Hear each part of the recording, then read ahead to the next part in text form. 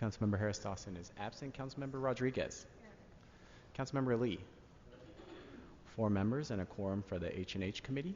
And I will now be calling the roll for the Government Operations Committee. I think you may need to give them a moment to come into the space.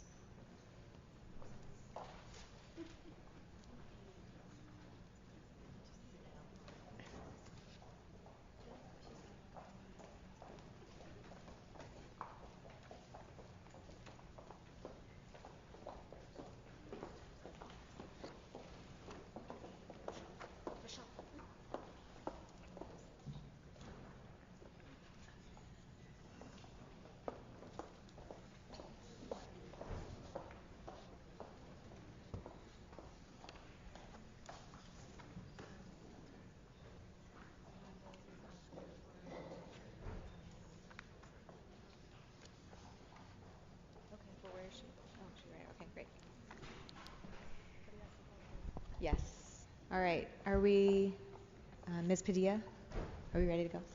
Okay. Go ahead, Mr. Rana. Great. Thank you, Madam Chair. I'll be calling the roll for the Government Operations Committee. Councilmember Padilla. Present. Councilmember Hernandez. Present. Councilmember Hutt.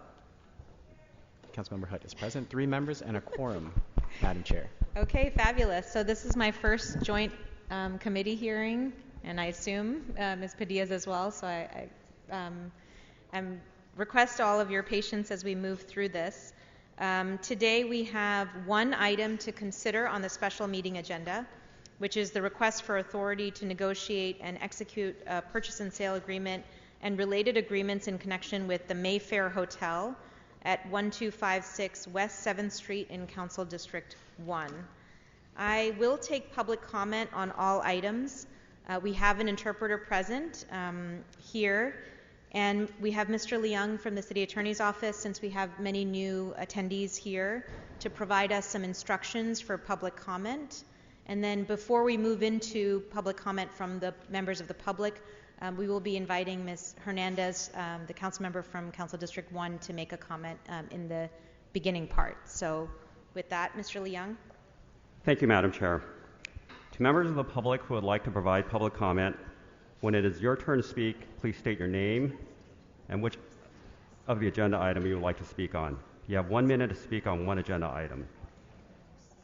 We will inform you when your time is up. When speaking on the agenda item, please be on topic. Our goal is to get through as many speakers as we can. If you are not speaking on topic, or if we cannot tell whether you're speaking on an agenda item, we will give you one brief warning. If you continue to be off topic, you will forfeit the rest of your time and we'll move on to the next speaker. Okay, and so before we move in, thank you, Mr. Leung. Before we move into public comment, Ms. Hernandez, did you want to make a statement? Welcome. Thank you so much. Thank you, Chairs Padilla and Raman. Colleagues, I know that we have many people in the queue for public comment, and I anticipate that we'll have a robust discussion today about this project. Before we begin, I want to share some background information on this project and the neighborhood it's located in. There's no doubt that we're facing a homelessness and housing crisis in Los Angeles. This is a crisis that has been made worse over the years because too many communities have been unwilling to share in the responsibility of building affordable housing or bringing interim and permanent supportive housing units into their neighborhoods. This is not the case in Westlake. This is a community that has repeatedly said yes year after year. Within 5 blocks of the Mayfair Hotel, there are 4 permanent supportive housing buildings and 14 affordable housing developments serving or planned to serve low-income or formerly homeless individuals. There are also about 150 unsheltered residents living in those same 4 blocks. As we'll likely discuss today, the Mayfair Hotel was used as a Project Room Key site during the height of COVID-19. And I think we can acknowledge that while Project Room Key was a critical program to bring people indoors during a public health emergency, and in many cases, it did not provide the level of services and care that were necessary to serve both the unhoused constituents who were residing in PRK rooms or the communities surrounding many of the sites. I often talk about the approaching issues with the care first mindset.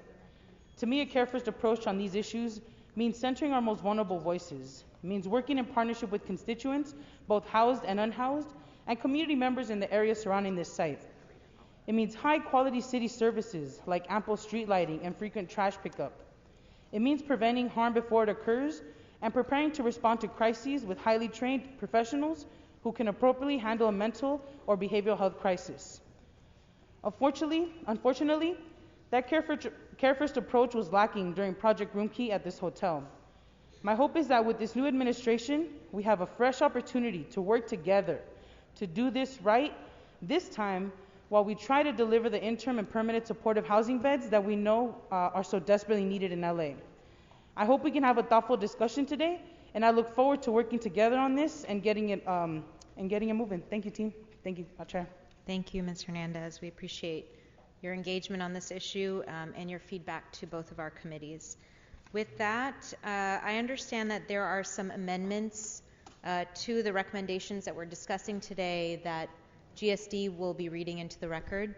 So before we move to public comment, I invite GSD to the table to read those recommendations for us. Yes, thank you, Madam Chair. Amy Benson, Department of General Services, Real Estate Services Division.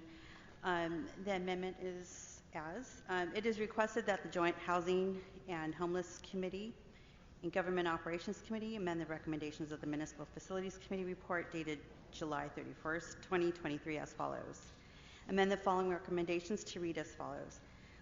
Number 6, authorize and appropriate up to $18 million from the GOB Series 2022-A Proposition HHH Fund number 17G/43 to a new account entitled Mayfair Hotel for the acquisition and rehabilitation of the Mayfair Hotel in Council District 1. Recommendation number 13, note $1 million from the General City Purposes Fund number 100/56, account number 000959, Homeless Emergency Account, to the General Services Department Fund number 100/40, account number 003040. Contractual services has been transferred to the escrow holder for the earnest money deposit and release upon the delivery of the purchase and sale agreement to escrow, subject to the approval of the mayor. Number 15, authorize and transfer up to $27,687,000 from the General City Purposes Fund number 100/56, account number 00959, Homelessness Emergency Account, to the Community Development Trust Fund, Community Development Block Grant, Fund number 424/21, 21YB37. Mayfair Hotel Transitional Housing Acquisition as a cash flow loan to be used towards the acquisition costs for the Mayfair Hotel, and authorize the repayment of the cash flow loan to the originating account using monies within the Community Development Block Grant Fund number 424/21, authorized for this purpose, subject to final adoption of the Program Year 49 Consolidated Plan and receipt of grant funds.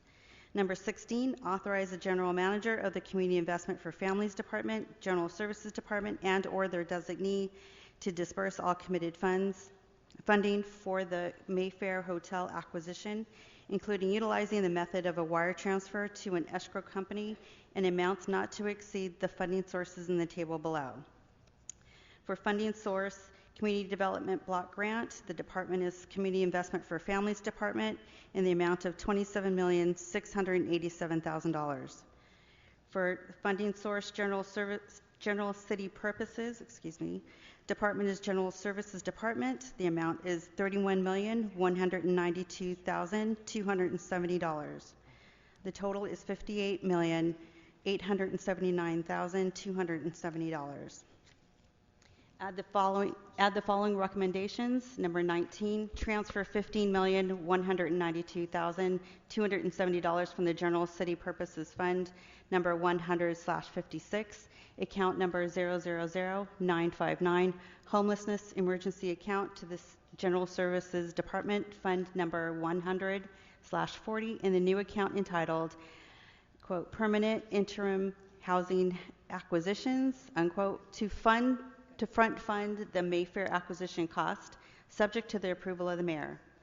20, Authorize the Housing Department to transfer $15,192,270 to the General City Purposes Fund number 100/56, account number 0000959, Homelessness Emergency Account, to repay the front funding of the Mayfair acquisition costs from the following funds and accounts.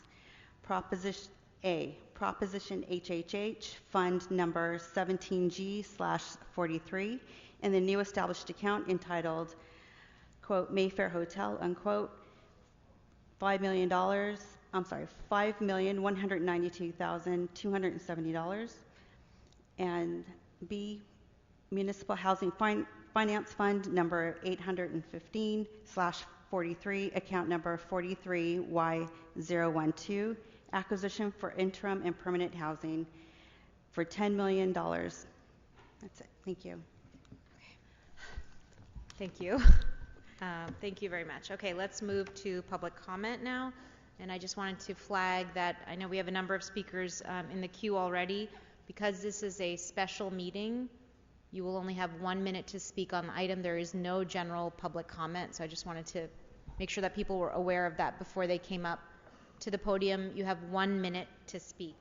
So let's start public comment with Donald Holt, Reverend Daniel Tam, and Socorro Chacon.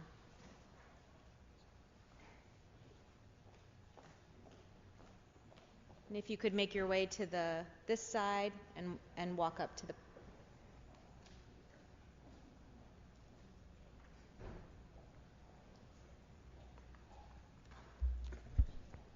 Good evening, everyone. My name is Donald Holt. I'm the Chief Operating Officer at the Midnight Mission. Okay. Just wanted to make a comment in support of the Mayfair being purchased by the Mayor's office. More resources in the Skid Row area is needed. So we're definitely happy to welcome more interim housing beds in that area. Thank you. Thank you. Next speaker. Good afternoon. I'm Daniel Tam. I'm a deacon in the Episcopal Diocese of Los Angeles. I'm here on behalf of Interfaith Solidarity Network, and I want to thank you, Chairs Rahman and Hernandez, for bringing together this special session. This is an urgent public health and public safety priority for the public good. And we know what it's going to do in the short term. The acquisition of the Mayfair Hotel, which we strongly support, in terms of bringing people off the streets. And that is essential. The goal, however, is permanent supportive housing. But in the meantime, we need solutions like the acquisition of the Mayfair Hotel. And I would just want to suggest that as a community care first opportunity, that once this is approved by August 31st, there's 4 to 5 months to bring together a coalition of community and faith-based support to organize sustenance for this place. Thank you. I urge the aye vote. Thank you, Reverend Tam. Next speaker, and while the speaker's coming up, I'll call Damian Wagner, Dana Mayer Zucchino, and Francine. Go ahead. Good afternoon. My name is Socorro Chacon. I'm a resident of South LA, City 9, and I also work in City 14, both areas with a significant number of housing need for the unhoused population.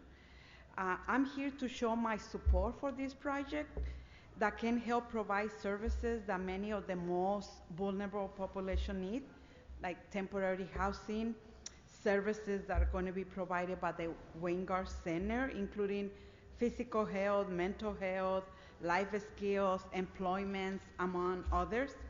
Most important, the site will be secure 24/7, and that will cover the concerns that people are debating, that will be addressed also by the Wingard Center secure team. I understand that this project is not enough, and we need more projects like this. This is a big step towards a better future and for the homeless crisis. Thank you. Thank you. Next speaker, please.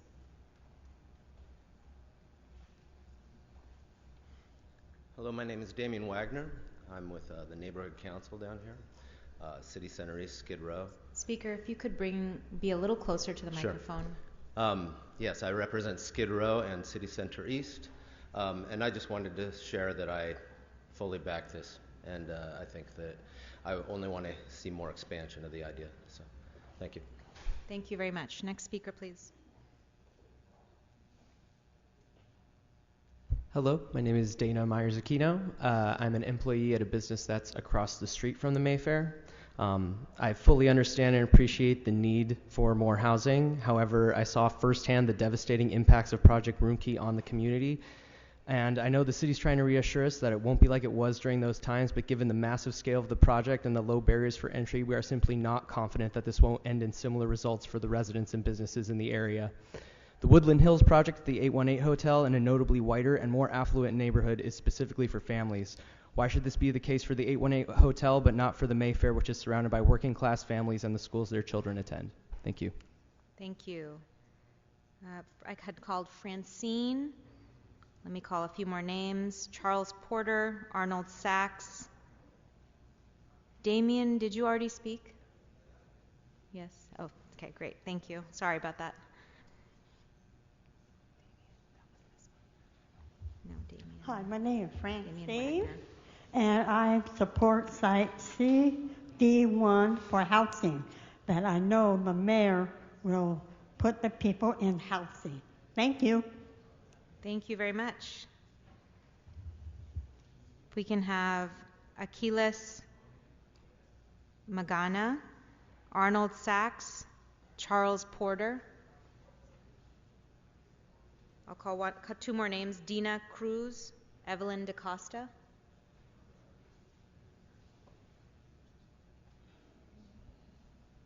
Sorry, it's a little confusing. Come on up. Tell me your name before you start, if you don't mind. All right. Good afternoon, Charles Porter. Thank I work you. with United Coalition East, a program of social model. We're located in the Skid Row area. I support the city's acquisition of the Mayfair Hotel to provide interim housing for the unhoused. This proposed location will offer wraparound services for the most vulnerable. We're facing a homelessness and overdose crisis, and we feel this project can help to address both. Supportive services are critical, but we ask that you also ensure that there's naloxone access for prospective tenants as a tool to prevent overdoses. The building will be operated by the Wine Guard, who has a proven track record. I support this project, but also ask that any security be unarmed and also undergo extensive sensitivity training. We ask that you support this. We feel it's a step in the right direction. Thank you. Thank you. Next speaker, please.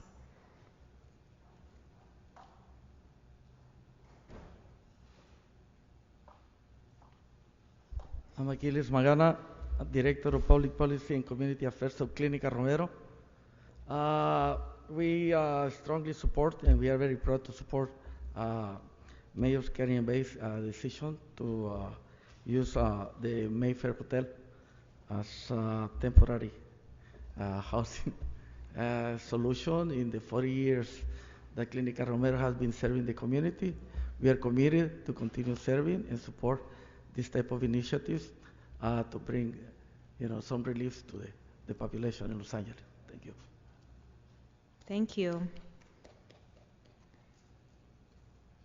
Next speaker, we can have, I'll call a few more. Nerilarios, Arnold Sachs, Dina Cruz, Evelyn DaCosta, Herman, Jean-Michel, Jean-Michael. Maybe I'm saying that wrong. Yes, thank you. Good afternoon, Arnold Sachs. This Mayfair Hotel that you're planning on converting, are you going to be using a key card or a room key? It's really important because you have this project room key, but a lot of hotels hand out key cards. It's a scam, and any scam you can get away with is a good scam, as long as nobody gets hurt. But the public is always paying. When did the city and the county, I'm referring to item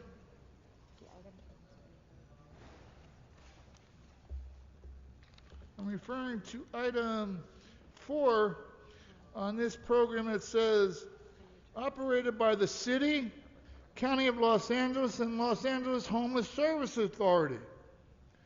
So why is there homelessness? When did the Homeless Service Authority get involved in homelessness? I've been coming to these meetings for almost 18 years, and all of a sudden it's homelessness. It's a load of crap. You're just stealing public money. Thank you. Thank you for your comment. Next speaker, please.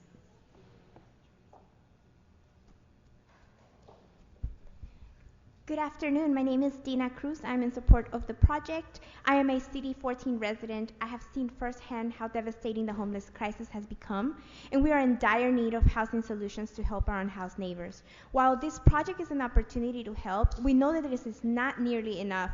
We need more projects like this throughout the city. Anyone who opposes this project is saying that they rather keep the city how it is, and that perpetuates inhumane conditions, racism, and poverty. We can do better, and this is just a small step forward in the right direction. Thank you. Thank you very much. Calling the next few speakers, Neri Larios, Evelyn DaCosta, Herman, and Jair Chikaruba, and Jean Michael. Hi, I'm Evelyn DaCosta, an actual resident of the neighborhood. I live right across the street from the Mayfair. I would love a show of hands of all the people in support of the project who live in the neighborhood. It's easy to be like, oh yeah, that over there, yeah, I'm so for it. Of course, we all want to house the unhoused. I'm not against that. What I'm against is this project being massive, bringing over 300 new people into the community, this project being low barrier. That poses a threat to the safety, well-being, and quality of life of the business owners and residents of the community. If this project moves forward, it has to be very carefully done. It cannot be like Project Room Key. It cannot be just optional services that people can just ignore. You know, a lot of people want this. I want this for the population that is unhoused, but not this way. I'm concerned for my neighbors, for my business owners around the corner, you know, for the safety and well-being. It has to be done a certain way. So please, think of the community. Think of the community. Thank you. Thank you very much. Next speaker, please.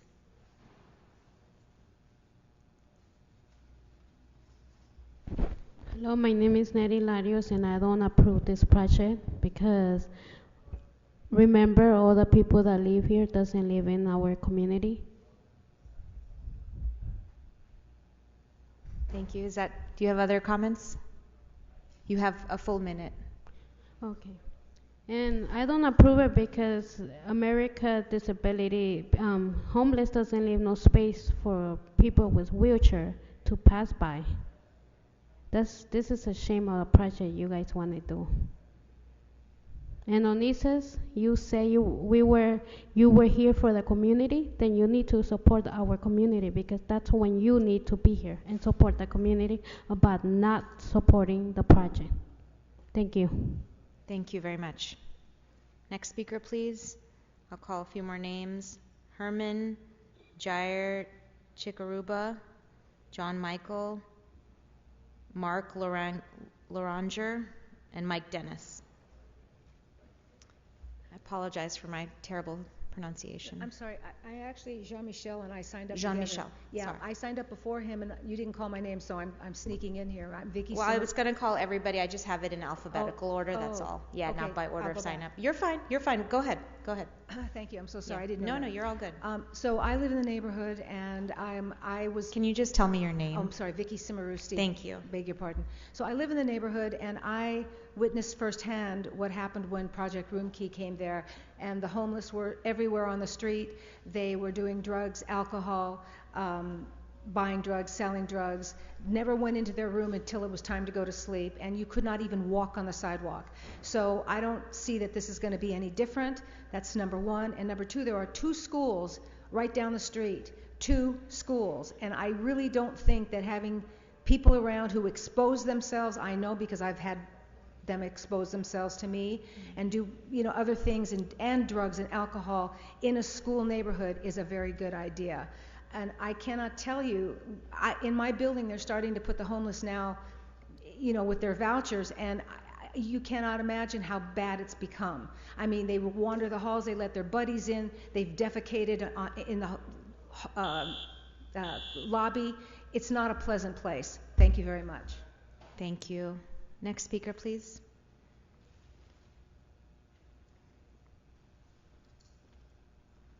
Hello, my name is Jean-Michel Armand, and I'm a Vietnam era veteran, and I live practically across the street from where the Mayfair is. And I'm not against homeless or helping the homeless, because at one time I was a homeless veteran. What I'm opposed to is what I saw during Project Room Key of those that were housed at the Mayfair sitting outside of the building, doing drugs, playing loud music, smoking, selling cigarettes, drinking. We could not use any of the bus stops around there. I had a stroke during that time, and I could not even go to any of the bus stops near me to take a bus. And the fact is that I think that the Mayfair is too large of a building for the city to manage 300 homeless people in. And I think what the city council needs to think about is purchasing smaller properties. Thank you, sir. Your time is up, but we appreciate your testimony. Thank you. Next speaker, please. And I'll read a few more names. Herman, Jair, Jeremy Shore, Mark Loranger, Mike Dennis, and Mike Greenspan. Go ahead. Hello, my name is Jair Chikaruba. I am in support of the city's acquisition of the Mayfair to provide interim housing for people experiencing homelessness. So the acquisition would actually be for people specifically in Skid Row for the first 2 years, and I'm in full support of that, as there are tenants at the LA Grand Hotel who will actually have to leave their residence once the lease is up. So this acquisition is actually a step in the right direction for the people who are most vulnerable, and this will also just support the health and well-being of the people, once again, who are most vulnerable, because from my own personal experience, I've seen people, I work in Skid Row, but I've seen people dying on the street, people who need that attention and just need that support. So it seems like this would be a step in the right direction. Thank you. Thank you. Next speaker, please. Good afternoon, Mark Loranger, President and CEO of Chrysalis. I'm here today to strongly support the purchase of the Mayfair. We have experience working with the Weingart Center on a number of interim housing projects. In fact, I've got 80 of our clients working through one of our employment social enterprises placed at these facilities doing food service and other services for the members of the community. These are folks from the neighborhood, and they talk to me about how proud they are to provide that support to their neighbors, to be part of the solution. This won't solve homelessness, obviously, but is part of a very complex solution, and I urge you all to support this important project. Thank you. Thank you.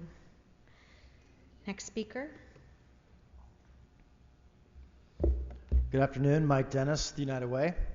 United Way proudly supports the Inside Safe program. We support this project. We support, most importantly, permanent places for people to go. We spent the last 5 years having really difficult conversations all over the county about where to place people, where to do interim sites, where to get services delivered. So we know firsthand how difficult this is. We support the mayor's leadership in making sure that all of LA is creating room to bring people inside. We want to make sure that the neighbors who are welcoming interim housing into these communities have the resources and support that they need to ensure the success of these projects and the clients they're serving. So it's always our hope that, through the Inside Safe program, that the mayor's team is working proactively and diligently with local offices in their communities to make sure that they're taking in ideas and feedback and trying to incorporate those into the project. Thank you. Thank you. I'll call a few more names. Sophia, Scott Simon, Rodney Brown, Mike Greenspan, Jeremy Shore, Herman, and that's all the speakers I have. So if I have not called your name yet, you can sign up in the back and you want to speak. Okay, go ahead. Hi, my name is Jeremy Shore. I'm a business owner on 7th Street where the Mayfair is located. By now, the public safety and quality of life issues that the neighborhood faced when the Mayfair was part of Project Roomkey have been well documented. Also, the lack of public notice for the purchase has been mentioned several times. I feel like the city is missing an opportunity by making this an interim supportive facility. The city could instead use this acquisition to provide 294 units to low-income working people and seniors. Many apartments in this area are overcrowded with 4 to 6 people living in a one-bedroom. If the city does vote to proceed with the Mayfair as a low-barrier facility, at the very least, there should be a ban on camping within 1,000 feet. The neighborhood deserves a chance at living in safe conditions after what it went through with Project Roomkey. Thank you. Thank you. Next speaker.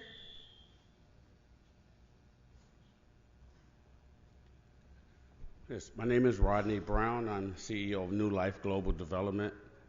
We are developers, affordable housing developers here in the city of Los Angeles, and we are in support of the Mayfair for homeless housing. However, I think that we need to address management, how we plan to manage it. One of our development partners sold a 120-unit building at 1650 to the city almost 2 years ago, and it's still vacant to this day at 1650 West Florence. We drive by there every day. There's homeless people outside, and we didn't want to sell the building, but they made us a deal we couldn't refuse.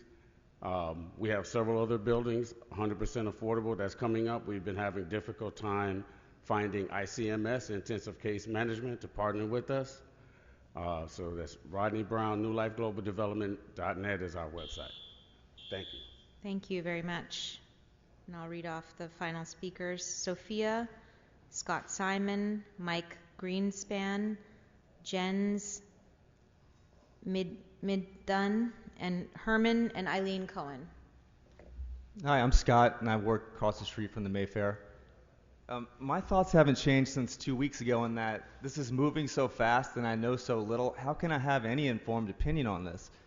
And correct me if I'm wrong, but City Councilwoman Hernandez, as of this morning when I read the LA Times, it mentioned that you were still undecided. And if the elected official for the district still doesn't have a formed opinion, or at least a public opinion, how can the layperson that knows far less possibly have an opinion on this? You know, Project Roomkey is going to be fresh in our heads forever. It's not going to go away. We're not going to forget it. I want to be a part of the solution. This is a working class neighborhood, mostly families. Let's put families in the Mayfair. There's over 6,000 unhoused minors in LA County. Each has 1 or 2 parents attached. The only rebuttal to that I've heard is that it's a hotel, you can't put families in there. Families stay in hotels all the time. If this is temporary housing, this can work. Let's make this the solution and make it work for everybody. Thank you. Next speaker.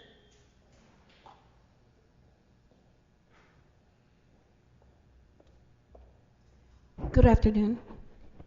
My name is Sofia Cortez, and I'm the Vice President of Business Development and Marketing for the Los Angeles Mission.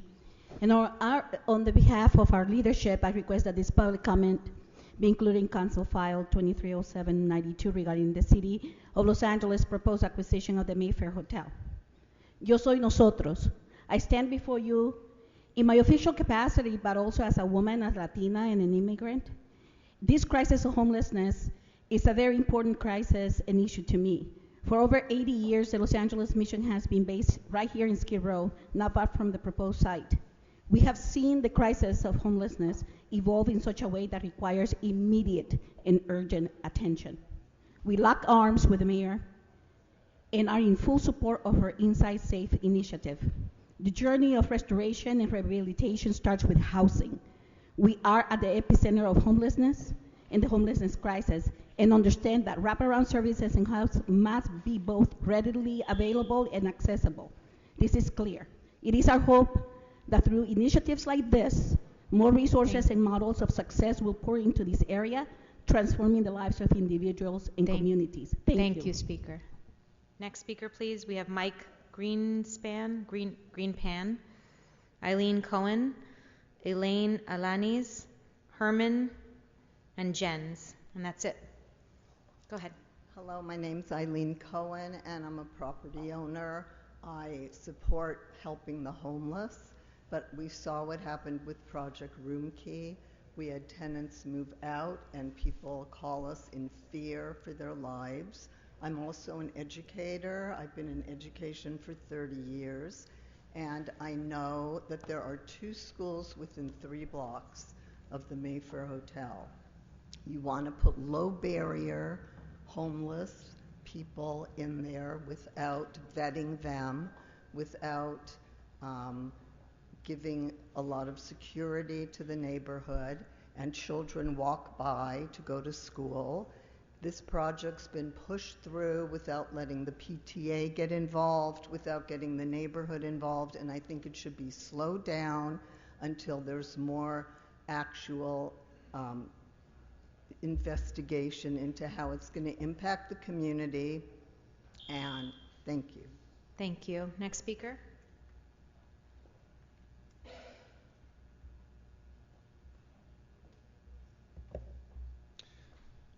Hello, my name is Jens Midtune, and I'm the Vice President of Outreach and Area-Wide Representative for the Downtown Los Angeles Neighborhood Council.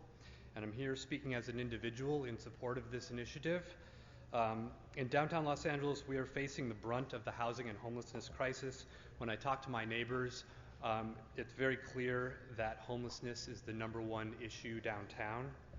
We need to do many big things as a city, not just incremental changes, and we look to the mayor for leadership in that, but this is a good start. And I support this initiative, and I would love to see more of its kind throughout the city, but also in downtown. Thank you. Thank you. Elaine, Herman, Mike, if you're here. Hi, good afternoon. My name is Elena Alanis. I'm with the Westlake North Neighborhood Council. I'm the president. I've been serving for 5 years, so I've seen a lot of things happen in the community from pre-pandemic, during the pandemic, and post-pandemic. And I just want to say that it wasn't too long ago when a lot of you here that are new in politics were on our side.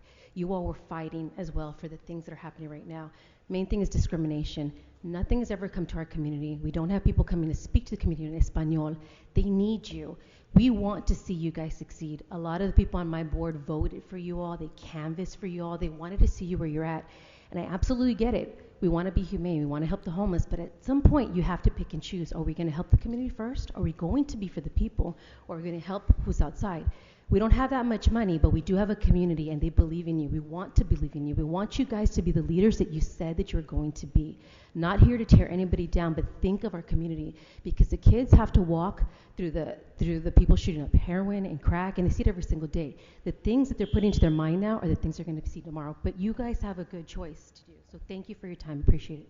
Thank you. Next speaker. Herman, Aurora, and Mike Greenspan. And then we'll close public comment after that.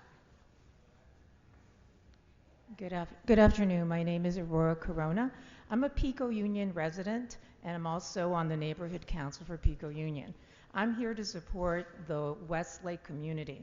The reason the Westlake community is so upset at the project is that there's been no outreach by the mayor.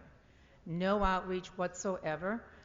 We asked to see what is the difference between Project Room Key, which we know was a complete failure in our community and destroyed the community, but we asked what's the difference with Inside State. No one ever came to the community, as Elaine said, in Spanish, because that community is a Spanish-speaking community. So before you make your decision on this, we ask that you wait and have the mayor come and speak to the community, have a town hall, and talk about the difference. As other people have said, how can we make a decision? We are willing to help, and we have helped, as our council member has said. We have one of the most concentrated, saturated areas that help the rehabs and the homeless. Thank you for your time. Thank you. And I believe we have no other speakers waiting at this time. So that's going to conclude our public comment for today. So I want to thank everyone who came out and gave public comment, particularly those individuals who have now come to 2 meetings. And now we're going to move to item 1 on the agenda. Mr. Verano, can you please read the item into the record?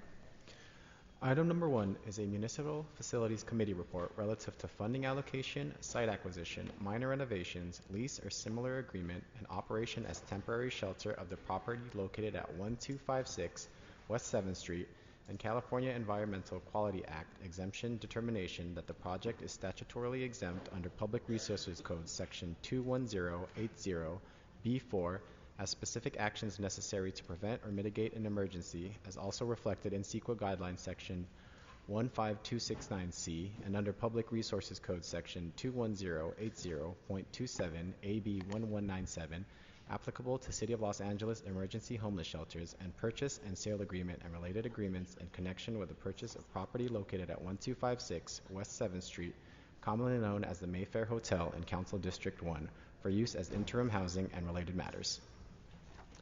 Okay, well, thank you. So at this time, at the advice of the city attorney, we will be moving into closed session for discussion on the item. After closed session is over, no? We can actually have a general presentation. There's Okay. only specific items that need to be discussed in closed session. Okay, that's even better. Okay, let's do that. Okay, thank Okay, you. I'll turn the floor over to the team at the table, and if I could request that you introduce yourselves before you speak, Of I course. think that would be helpful for everyone. Great, thank you. Good afternoon, Melody McCormick, Assistant General Manager of the Department of General Services. I'm here along with Amy Benson, Director of Real Estate, who you've already met, the city's contracted broker on this acquisition, Anna Swaneveld from CBRE. We're also joined by Ted Allen, the city's city engineer, and then, of course, Deputy Mayor Jenna Hornstock. GSD is going to provide a brief overview to start on the acquisition deal points. The mayor's office will then provide brief comments on the goals and the cost-benefit analysis before we move into general questions. We do want to note that specifics on price negotiations, the appraisal, and the due diligence that took place must be discussed in closed session. So if we apologize in advance if we cut you off and say we can't answer that question, we'll need to wait for closed session. This report seeks authority to negotiate and execute a purchase and sale agreement for the Mayfair Hotel at a purchase price of $60.2 million for the property in its as-is condition. The purchase price includes a reduction for items that were identified during the due diligence process. The city has negotiated a 50% credit for the new ULA transfer tax savings and also 100% credit for all other transfer tax savings. The total credit the city will receive at closing is almost $2 million. Therefore, the total amount of funding being transferred by the city into escrow is $58.2 million. A Class A appraisal was conducted by a contracted consultant and peer-reviewed by a second consultant, and both appraisal reports support the price. This report also seeks authority to negotiate and execute an asset management agreement with the Housing Authority of the City of Los Angeles to operate and maintain the facility beginning close of escrow, which is anticipated no later than August 31st of 2023. Those annual operating costs are at a little over $5 million, which includes utilities, landscaping, facility maintenance, and interim security until the operator contract is in place. HACLA will develop a 5-year capital plan as well for major capital repairs at the facility, and they are included as a $1.5 million line item in the overall budget. Through its Bureau of Engineering, the city intends to conduct renovations estimated at $22 million for both hard and soft costs, and these include repairs and furniture replacement to the hotel rooms, which are estimated at $2.8 million, a little over $2 million for longer-term repairs to the base building and building systems, with an additional estimated $772,000 in improvements such as converting the pool to a pet area and installing laundry facilities for occupants. The remaining funding allotment will be discussed in closed session. It's anticipated the hotel will be reopened by January 2024 to transition occupants from the LA Grand when the Inside Safe occupancy agreement ends at the end of January 2024. As GSD has done with all of the Bridge Home and Tiny Home Village reports to council, this report identifies the funding source for the nonprofit services provider, which is the $60 million encampment resolution grant through the county's Housing for Health program for 2 years. GSD will bring back a report, as it's done with each of the Bridge Home and Tiny Home Village reports. We will bring back a report through the Municipal Facilities Committee and to council for a license agreement for the nonprofit service provider along with their services contract. And at this point, I would like to turn this over to Deputy Mayor Jenna Hornstock for a presentation on the goals and some cost-benefit analysis. And if I could request that all presenters pull their mics close to their faces. That work? All right. Good afternoon. My name is Jenna Hornstock. I'm Deputy Mayor of Housing, and I'm pleased to be before most of you for the first time, so thank you for having me. I want to keep my remarks brief, as I know we'll have a lot of questions and discussion, but I also do want to take a few minutes to frame why we're here sitting before you today with our first proposed acquisition. I will talk briefly about why this site, a little bit about the cost-benefit analysis that we've prepared, a very little bit on due diligence, because BOE is way better about talking about that, and a little bit on the services, but I will stay high level because I know there will be a lot of questions and discussion closer. As you well know, Mayor Bass's first action upon taking office on December 12, 2022, the first day of her administration, was to declare a state of emergency to confront Los Angeles' housing and homelessness crisis. The City Council ratified the Mayor's declaration the next day. In declaring this state of emergency, Mayor Bass has also declared that this is our moment to turn away from the status quo and to change the course of history in Los Angeles by locking arms across all city departments and by confronting roadblocks head-on. One thing we must do differently is address our lack of permanent, stable, interim housing. What our system lacks, due to significant disinvestment and a collapse of single-room occupancy housing stock, is a stable supply of interim housing in locations near encampments so that we can get people off the streets and have them feeling comfortable coming inside and being assured that they can retain community and medical connections. Los Angeles is often compared with New York, given the comparable populations of people experiencing homelessness. Los Angeles initially sought to learn from New York and to avoid creating a large and expensive shelter system, and instead we invested funding in the creation of permanent housing. It is critical to build permanent supportive housing. However, this strategy failed to account for the detrimental effects, and what we have done is turn our streets into our waiting rooms. New York shelters over 90% of people experiencing homelessness, while Los Angeles shelters about 34%. To turn the tide on this issue, the city is leasing what it can at nightly rates that are not economically sustainable, and we are unable to lease in all neighborhoods where we need to provide these services, which makes it difficult to truly bring people inside safe without displacing them from the communities and the services that they are familiar with. And as we just heard in the prior committee,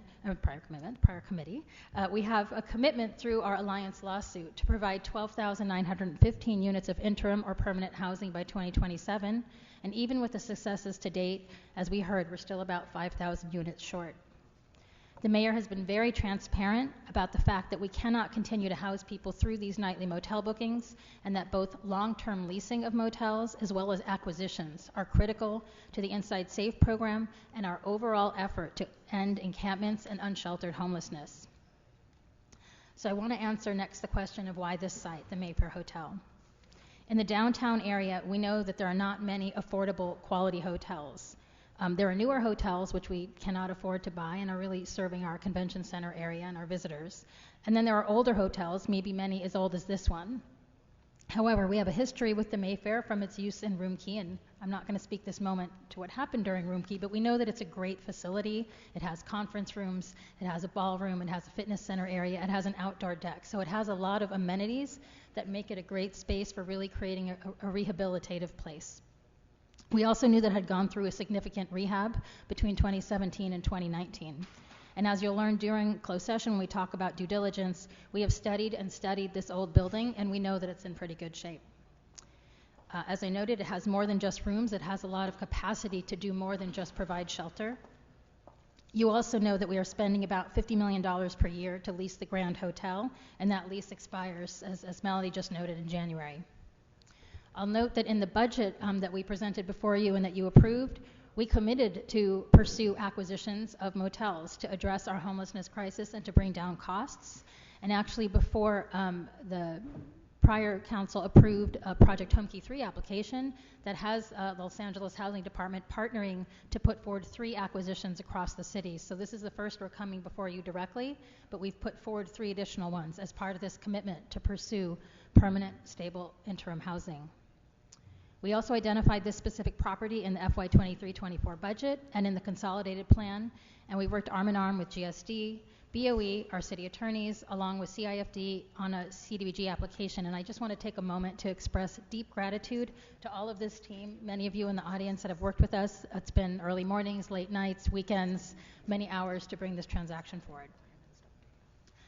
In terms of a cost-benefit analysis, we looked at the annual operations of the site, and I'll note that I'm not talking about services because wherever we go, we're going to provide a stable level of services. But just on the day-to-day operations, which we've committed to bring down those costs, we found that will cost $47.22 per night to operate, and that reflects the detailed operating budget that is in your report. We then added into this analysis the upfront acquisition and proposed renovation costs to give a complete picture, and we amortized those costs over 30 years. We chose 30 years because we will have covenants on this property for 30 years. So with both the operating costs annually and the upfront costs, our nightly operations are at $83 per night. This compares to our lease at the Grand of $154 per night, and it translates to an annual savings of $8.2 million over the Grand, over a similar number of rooms at the Grand. So that's every year we save $8.2 million just in the physical operations. Happy to dive deeper if you have more questions about these analysis. In terms of due diligence, I will let BOE talk more about that. I think a lot of it will be in closed session, but I want to guarantee that we have studied this property thoroughly. We have taken clear advice and guidance from BOE to address any concerns that have come up, and we are walking into this property with eyes wide open. And as Melody noted, in the budget before you for the operating budget, we have budget for both immediate repairs, but also annually we are setting aside a healthy replacement reserve of $1.5 million to deal with any ongoing investments that need attention. I'm going to really briefly touch on services because I imagine we'll talk more about that. We heard clearly today that Project Room Key was difficult for the community. We saw in the paper today there were a lot of issues related to it. This is not Project Room Key. This will be our Inside Safe program, wraparound extensive services plus enhanced services through a partnership with the county's Housing for Health team, which as noted is funded through a $60 million encampment resolution grant. We will have case management, we will have housing navigation, mental health and substance abuse, plus additional focused mental health and substance abuse through the grant. There will be an on-site activities coordinator and on-site medical support. We know that this transaction is a leap. It will be the first time that we own a hotel and that we are the operators of this hotel. We as a city have committed to aggressive action to address unsheltered homelessness, and this acquisition is a big move and show of force in that direction. We look forward to the conversation, to hearing and addressing both excitement and concerns, and to locking arms with you to make this the first of many successes in setting us up to have more permanent places to bring people inside. Thank you. All right, at this time, we're all here to take general questions, except for those related to price negotiation, the appraisal, and the due diligence findings, which we will reserve for the closed session. Great. I think one thing I did want to talk about is just if we could get a little bit more of a detailed understanding about the services. I know you mentioned it briefly, but given that so many of the public comments made today had to do with the nature of the services being provided, the engagement between the hotel and the broader community, and that interface, I think speaking more explicitly to the plans for that, particularly while we're all still here together, I think would be very, very useful. I'm going to give an overview of the services, but we also have Tanya Boykin here from the Weingart Center who can get more specific since the county has partnered with them as the operator. With our Inside Safe model, there'll be low barrier, housing first, trauma-informed supportive services for individuals with complex health, mental health, and substance abuse disorder. There will be on-site case management that will give direct provision, linkage, and coordination of a range of services that are focused on improving quality of life for participants, that will increase housing stability, reduce functional mental health impairments, and improve overall wellness and recovery. We use an assessment tool in collaboration with the Department of Health Services and Housing for Health that will be administered to all participants. There'll be housing navigation, and I'll note that with the Encampment Resolution Grant, they provide beyond our housing navigation an additional 15 housing navigators, a range of mental health services, And then that was the inside services. The encampment resolution grant will provide enhanced mental health and substance abuse, as I noted, on-site clinical lead, an on-site activities coordinator. And I think one of the things during Project Room Key, as you know, folks were in their room and there wasn't a lot to do and they didn't have access to the whole entire facility. So we will have access to the whole facility, including outdoor spaces and on-site activities. I mentioned the 15 additional housing navigators. So I want to bring up, if it's okay, Tanya from the Weingart, to come talk more about how they provide the services on site. I think also I would ask both of you, as the other speakers walking to the table, to differentiate between 24/7 services versus intermittent services, people who are coming in and out, and then maybe also again to talk about specifically the interface between the hotel and the broader community, security issues which were brought up. I think if you could speak to those specifically, I think that would again be really helpful for the audience that's here today. So good afternoon. My name is Tanya Boykin. I'm the Chief Operating Officer of the Weingart Center. As many of you know, the Weingart Center has been in operations for more than 40 years. We provide both interim housing as well as permanent supportive housing.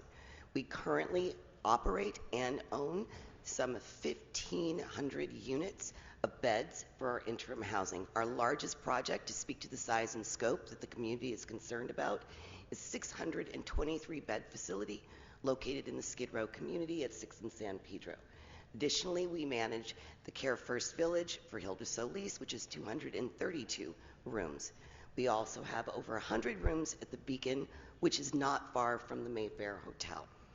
As part of our overarching services package, we start with the assessment that's done with the Department of DHS to identify the individuals that are both high acuity and those that need low barrier support. In addition, once an individual is brought into our site, as part of the intake package, they are given a biopsychosocial assessment. This helps us look at both the medical aspects of an individual, the mental health aspects, as well as their ability to work, to get better income, to participate in all of our programs. One of the things that I've heard the community talk about is the schools that are in the area. As part of the intake and matching process that we would do with LASA, we would work with the mayor's office as well as the council districts. Because there are 3 schools in the area, Megan's Law requires that an individual who's a 290 sex offender is registered. Therefore, as part of the screening criteria with LASA, we would screen out individuals in that area before coming onto the site. Once an individual has gone through the intake process, we have a 1-to-20 case management ratio and 1-to-15 for higher acuity. We have embedded in all of our programs both clinicians that are on site, licensed LCSWs with 7 MSWs that will be a part of this program that are going to cover 24/7 on the site. We have housing navigation, which is a primary goal, but in order for an individual to be successful in permanent supportive housing, interim housing plays the role in removing the barriers that keep people from being successful once permanently housed. As a community player and partner, as we currently operate the Beacon, we are in close contact with the council offices, with the mayor's office. We participate on advisory boards. We meet with the SLO commanders in the community and have relationships with them. As good neighbors, at any of our sites in any given day, you will not find individuals hanging out in and around the building, very different from Project Room Key. Part of our activities that Jenna mentioned is so that we engage people on site and inside the building. We've done a great deal of work to ensure that people are not smoking outside of our buildings, that people are not posting up. If you are not a member of our community and you post up a tent, my team is highly trained in engaging those individuals on the street, inviting them to come inside, and if they are unwilling to do so, they must move along. From a security perspective in this particular building, we've embedded in an operations budget we've proposed, which is about $4 million in security costs. That ensures that there are security and monitors on every single floor, at least 2 to 3. They're in 24-hour shifts. We also have additional rovers on site that will secure the perimeter and are responsible for moving individuals along, including our participants should they be hanging out outside. You can receive, if you are a client of ours, a behavioral modification plan, which means you can't hang out outside, you can't be doing drugs in the community. We're going to talk with you, work with you. We are going to mandate, as a part of that behavior, that you need to meet with the clinicians and our clinical staff. The services, unlike Project Room Key, are not voluntary. They are mandatory. This is interim housing with a goal of permanent housing in the future. So while we're removing barriers through all of our clinical and medical resources, our case managers are ensuring that our clients are document ready and are matched in the appropriate setting. I can continue to talk about it, and I'm happy to answer any other questions. No, that was very useful. I want to open the floor because I think the services question is something that was of concern to a number of people here. Absolutely. So I want to turn first to Ms. Padilla. Councilmember. Hi, thank you for being here. I have two questions, one related to services and one related to outreach. Related to services, I noticed that one of the leading causes for women falling into homelessness is either intimate partner violence or domestic violence, but I didn't hear domestic violence listed in your services. Yes. So is there a plan? What is the plan for victims of domestic violence and intimate partner violence? So we run specific programs for females that are suffering from domestic violence. We currently have, and across all of our programs, a female-centered approach. So as we get to the implementation, we will identify a certain number of floors and rooms that are set aside for women that are experiencing domestic violence. The staff that will work directly with them are all females or identify as females, because it goes for both, and that all of the security and the monitors are also female. We've demonstrated this at our Vagabond site, which is near USC, which is all female, high acuity, as well as our Gardner site in West LA. And for our main facility, we have 2 full floors that address this issue, and we would use the same plan. What is your plan to increase community outreach in Spanish and other languages of the region? So as related to the community outreach, my staff will be, that we're hiring, are bilingual. We realize that it's very important for the work that we do. As it relates to the community outreach as a partner, we will have staff on site at all levels that are able to communicate in multiple languages and be bilingual. As a partner with LASA that does community outreach and matching, we do insist that there are individuals that are able to communicate appropriately. And I want to add to that. We know there is interest, and we are very willing to work with the council office and the community to have a community advisory committee with business owners, residents, our service provider, neighborhood councils, and we will make sure that there is translation available. Hi, good afternoon. First of all, refreshing presentation. I want to commend you for just the comprehensive nature with which you've responded to a lot of the concerns that many of us have, particularly members of the community, in terms of not just addressing the scale, which is a large concern for large scale. We were explained for most, if not all service providers, 100 is the maximum threshold just because of capacity for case management. And so my question is more with respect to, I have a lot of concerns, and some will be in closed session, some I want to address publicly, but to address, I think, some of the community's concerns, I've seen the lack of outreach for me is very concerning. The fact that it was not done in advance. For 30 units on the west side, it was fulfilled, but for 200 and something units in Westlake, we're not having a community engagement process, and I think that's problematic. You indicated the ability to work with the county with their program, and I apologize, I forget the acronym or what. You're referring to Housing for Health. Correct. Yes. And so now, has that been formally activated, that you've engaged in whatever services that they're providing? We're currently working with them right now at the LA Grand as part of the higher acute services. So where we are right now is working with them to assess the needs of the current population at the LA Grand, identify individuals that are higher acuity as we begin the conversation around transitioning to the Mayfair if it is so granted. And so I know one of the challenges that we've had in partnership with the county is their lack of staffing capacity in terms of, when it comes to social workers, when it comes to clinicians for a variety of programs where we've collaborated. Has it been your experience that they've been able to fulfill the obligations associated with this partnership? Actually, we are responsible. The Weingart Center has been completely responsible for identifying, hiring, and executing with the staff. So we've continued to do that. So you provide the staffing, they provide the funding? That is correct. Got it. Okay. And then lastly, what has been your rate for all of the facilities that you maintain? What is your exit numbers in terms of, for those that have been brought into your facilities, what is your exit rate? Our exit rate, when you say how many people have left our programs, correct. So I would say we do an outcomes report on a monthly basis at 7 different sites. I don't have the exact number off the top of my head, but I would say individuals stay in our facilities anywhere from 90 days to 2 years. We exit most of our clients into what's called a successful destination or stable destination, which means either they are moving to a higher level of care and or into permanent supportive housing. I would say at my last board meeting, my numbers were somewhere around 70 to 80% of my clients across all of our programs are exited to a successful destination.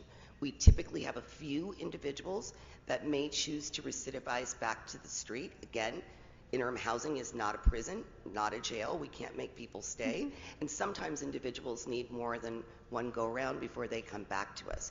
But our rate of success is high, and I would be happy to give you exact numbers from our documentation. I appreciate that. Sure. And because I would like to entertain colleagues, the idea, preceding this conversation, we've been engaged with conversations around expenditures for other interim housing sites, some of our other efforts. Obviously, this is, separate because of the expenditure that we're talking about, that we're engaged in this conversation. But one of the things when we were even talking with the California policy, in their evaluating the efficacy of the efforts of service providers and the exit rate, I think, is an important measure of the success of the operation of any facility. We speak anecdotally, for example, from the experiences with Project Room Key or any other facility, whether we're talking about Inside Safe. I mean, we've got a dozen branded efforts. Sure. So I just want to, I think what would be important for us to consider in this conversation is that with any facility, and depending on the service provider that's contracted to provide the services, that what this council deserves is to know what is the exit number of each of the, for the service providers, because it's not being tracked by anywhere, and we certainly can't get that information from LASA. So I think as part of our contractual obligation, this council really should be considering those metrics and measures with regular reports coming directly from the service provider as you are engaged with the case management, because there's no HIPAA violation in that. There's no, but it does give us clear understanding of our measures of success, and I think that's an important measure that I know a number of us have had some concerns with. If I may, Councilwoman, I would tell you that I'm sorry. I was going to respond. I apologize. Just saying, if that's a motion to require that in this contract, I second it. Thank you, Bob. So what I was going to share with you is approximately 8 years ago, when I came on board with the Weingart Center, we decided that we wanted to measure our success, not just based on a contract or people that just moved to housing, which was very much how the system worked. As part of our change to our organization, we started to measure those exact outcomes. So one of the things that I provide to my board, and would be more than happy to provide for each of our programs, is the number of individuals that enter our programs that are stabilized the moment they walk off the street, the number of individuals that access the medical, health care, and insurance, because that's a big thing, the number of individuals that exit our programs on a quarterly basis, and then why they've exited and where they've moved to. And so we've been measuring that ourselves, and I can give you that data. Thank you. Go ahead. Are you done? Yeah. Okay. Go ahead, Mr. Blumenfield. Great. Sticking with the services for the moment. Great. But also following up, I do think that's a really great requirement for all of our providers, and I certainly would support making that a requirement on this contract. And I love the way that you're talking about the services that you're providing there, and I wish that I had that same level in some of the service providers that I have in my district. Some of them do a better job of patrolling the outside area and working with folks. Some of them say to me literally, the moment they walk out of our door, that's the city's problem, not our problem. And that is a big problem. So I love the fact that you are putting that in there. I do want to, though, one of the things that they say that the reason why they can't do that is they say, well, we don't have the authority to tell people to move along, especially if there's not a 4118 or anything else like that. How do you do that besides coercion or not coercion, but besides trying to cajole people? What tools do you have as a service provider? So first of all, it starts with the training of our security team and our staff. We ensure that all of our security that patrol the perimeter of the building are trauma informed, that are trained in a harm reduction model and understand motivational interviewing. We do that with a training that's provided by LASA, and I also bring people on site. On a daily basis, we are walking our perimeter of our building and we are asking people to move along. What we found, and if you drive by any of our facilities, you won't see people milling about outside, is that it is a constant thing that you have to do. So the moment that someone parks and sits with a tent, our team is specifically outside asking, can we help you? Do you need water? Are you interested in services? This happens with our team. If they say no, then we say to them, I'm sorry, you have to move along. As it relates to an individual that is exiting our program, the moment they exit the street, it is our obligation as a community member to engage our council district, to try and seek a warm handoff, to identify that individual to the SLO commander if they are being exited for violent reasons, because we know at the end of the day, we want to ensure that that person is not creating harm to the community or to any of the clients that we serve. So those are the tools that we use, and it is a daily struggle. I think for those who know me in the community, the moment that I get to our main building at San Pedro, security is at attention, because we are the first people to say, why are people posting up in front of the community? Have you had a conversation with them? It's about being diligent. Great. Well, I'd love to connect you with LA Family Housing to get them to be on that same page. Toward that end, by the way, I have an amendment that I'm going to circulate that I think is already circulated, which is related to a good neighbor policy. And it really, you're going beyond what I've put into this good neighbor policy, and my colleagues can see it. I actually have this as a motion more generally to put on every intervention, and I've introduced that, and that is working its way through the council. But I think it's important that it get included in this particular intervention. So that is out there and will be circulated.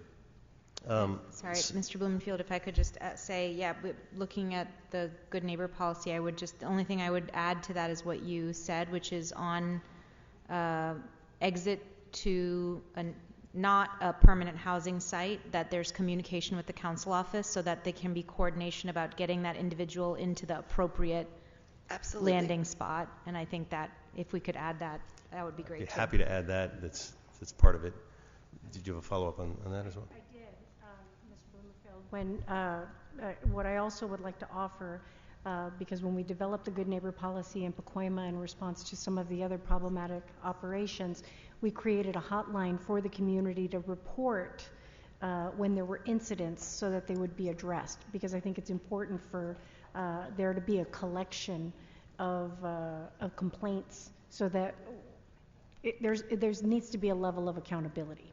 And sometimes if it goes straight to the service provider, we don't know about it, and that's a failure to ensure performance and fulfillment of. So I would like to also add, to that. Absolutely, yeah. No, and I do that with my local ones. I think that would be good to have. I mean, we were contact information posted, but I'd go a step further with your amendment and add hotline created along with Ms. Rahman's suggestion. So that's putting that aside for the moment, but that just was a perfect lead-in to that, because I think that what you're talking about is important. Sorry, Mr. Bloomfield, Ms. Hernandez had a comment to make on this issue. Is that right? Yes. If you don't mind. I hear y'all on having the council, on y'all reaching out to the council. but what can a council member provide? Like, you call me, like, so I want to add more to that. I don't have the language now yet, but I just think, yes, we should be alerted when there's exits. But if you reach out to my office, we're at capacity right now. We're trying to prevent homelessness from our tenants, and we're dealing with already the thousands of people that are throughout the city, but in our district too. So I'm not sure if we could. If I could clarify. Yes. What the hotline was for. No.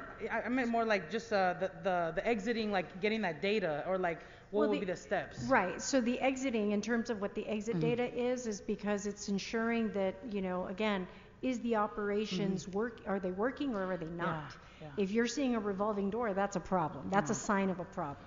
Got And it. so that's what we're trying to prevent. Okay. For me, in terms of the hotline, it's important, it's one thing, and we had this with Hope of the Mission when they were operating a shelter in my district, that we established the Good Neighbor policy out of that. And it was because we wanted to protect the neighborhood from exposure, even just the timeliness of when kids were going to and from school, that they weren't going to be exposed to some of the operations. So we instituted all of that, standards with security, where people could arrive and depart from, what the locations were, so that the community was in fact limited in its exposure. So those things are all very important, but I think a hotline for the community to know that they can call if the operations, if the service provider is failing to perform, the community needs to have a safety net. And if they're going to report it to the service provider, we're not going to necessarily know about it. And so I want to make sure, as I know you do, you want to make sure that the community is going to be respected in the operation, and that we don't get told one thing and another thing is actually happening. Thank you, Councilwoman. And I think maybe what I was trying to get to is hearing that and uplifting that, and also like my question is around what the plan is for exiting clients, into permanent housing or not. And that, I think that's what more I wanted to get to, because we are, like I said, we're at capacity, and so to hear that y'all will lean on us is like, I don't have anything else to give. So that's what I just want clarity on. What is that exit plan, both whether it's a soft, warm handoff to housing or whether it's not, like, because there are people who maybe don't want to be there. So to be clear, the reaching out to your office is information only. Got it. It is not to request you to do anything other than to be aware, because people are going to call you. Yes. I want to ensure that you are aware of the situation. In the sense of a warm handoff, it is up to us as the service provider. Let me give you an example. An individual is identified in needing a higher level of care. They are unable to take care of their daily needs. Interim housing does not provide an in-home support worker, correct? We identify that this person is incapable of doing that and they need a warm handoff to a higher level of care. We're going to work with the agencies that are involved to ensure that there's that warm handoff to exit that individual. You are going to be told in a spreadsheet, in a report, who was exited, why, and why it happened, purely for information. Let's say one of the ways that someone can be exited from our program is violence, danger. We're going to be calling the police. That's an immediate situation where someone is being removed from our property because of violence and the police have been called. Your office is going to be notified. We're working with the SLO commander, and you will have the details as to why that person has been exited and where they are. It's not for your council office to give us anything or do anything. It is for us to provide you with information so you can speak with your constituents. Okay, thank you. Thank you. Sorry. Thank you. Mr. Blumenfield. There'll be a lot of back and forth on all this stuff, so happy for the interruptions. Jenny, you said something about we need interim sites near encampments, but this particular site's not going to be, and that was part of the justification of this, is not really helping with the nearby encampments. Is that right? Yeah, this is on. Okay. Yes. So, yes, you're correct. For the first 2 years, we have the Encampment Resolution Grant, which is focused on Skid Row, and this was the hotel we found that could serve downtown that was closest and met a number of needs, including our ability to purchase it. It's in good shape. Overall, though, when I'm talking about this as part of our strategy across the city, we do need to find places that are near. So this is near Skid Row and near downtown. It's right there, and that's why we're looking at this hotel. But we are looking across the council district and have talked to the council district about finding sites for Inside Safe in the near future. We're looking to acquire sites across the city, and as I noted, we've got 3 that went forward in the Project Home Key application that the council approved. So it is part of a larger strategy to look at where do we have encampments, where do we have need, and to find permanent places that will, as Councilmember Rodriguez noted, count toward the Alliance lawsuit and our commitments to have those beds available. I know the councilwoman was looking to have some of those rooms prioritized for local encampments, which I think makes sense for her and really as a policy. Is there any reason why, just because we're using the encampment resolution grant for this site, that we couldn't also prioritize some of those rooms? My understanding is that with the grant, we are targeting outreach in Skid Row so in this instance, we cannot. But generally speaking, across the city, when we have hotels, we are trying to locate folks close to where they're at. But we are moving people from the Grand into this facility, and the people in the Grand are not on Skid Row. I believe they are. Yeah. They came from all over the city. Pardon me. Sorry, Will. Yeah. Mercedes Marquez. The Grand has about 2/3 of the residents are from Skid Row. And so as Weingart is doing the assessments that Tanya spoke about, those that are from Skid Row that are not yet housed when this comes that qualify will be moved from the Grand to the Mayfair. So at the moment, about 2/3 are from Skid Row. So the only ones that can qualify are the ones that are previously on Skid Row, is that correct? Yes, for the first 2 years. After that, for the rest of the 28 years that we have covenants, we'll design something with the community, with the councilman, in a different way. But for the first 2 years, we have that obligation with the state as we accepted a $60 million grant to offer all of the incredible wraparound services that you've heard the Weingart Center speak about, but that it also will set a new standard for the city of what service could be. This is what we're going to learn together about how we move this forward everywhere. Right, but the encampment grant doesn't actually cover all of the services, right? I mean, we're still kicking in a fair amount, even for the room night, right? The encampment grant, what's the rate being covered by the encampment grant, resolution grant per night? The Encampment Resolution Grant is $45 per night. Okay, and the county provides $55, right? So what? So we're $10 short on that per room. Is that how it works? I'm sorry. The $45 per night is above our Inside Safe services. So we'll have our baseline of Inside Safe, and then on top of that, we'll have the additional services from the Encampment Resolution Grant. Okay. And the grant is only for services. Yes. And navigation and all the other things. So and extra security. There are a lot of things that it offers. So that's what your work is that you were talking about. That will all be funded through the Encampment Resolution Grant. And our Inside Safe budget. Which is, as you said, which is general fund. So we're spending some of it for general fund and some of it for encampment grant. Like percentage-wise, what's the percent that's not being, of this services that is not being covered by the encampment resolution grant, approximately? The Inside Safe budget for food, because what the Inside Safe budget covers is food, it covers the basic security, and it covers basic case management. That is about, I believe, $86 a night for the food, for the basic security, and for case management. So the $45 on top of that is what is going to provide on-site medical care, all of the things that that the Weingart Center has discussed, plus in our operating, there's some extra dollars. So it's covering about 1/3 of the overall spend on services. Correct. So given that it's 1/3 of it and not 100% of it, why does it preclude us from setting some of those or prioritizing some of those rooms for local residents? We need to provide the 300 rooms for that grant. That is our commitment to the state. We have worked this out with the county. There are other sites. I'm also looking for other sites in Skid Row, another 100 rooms that we're currently negotiating.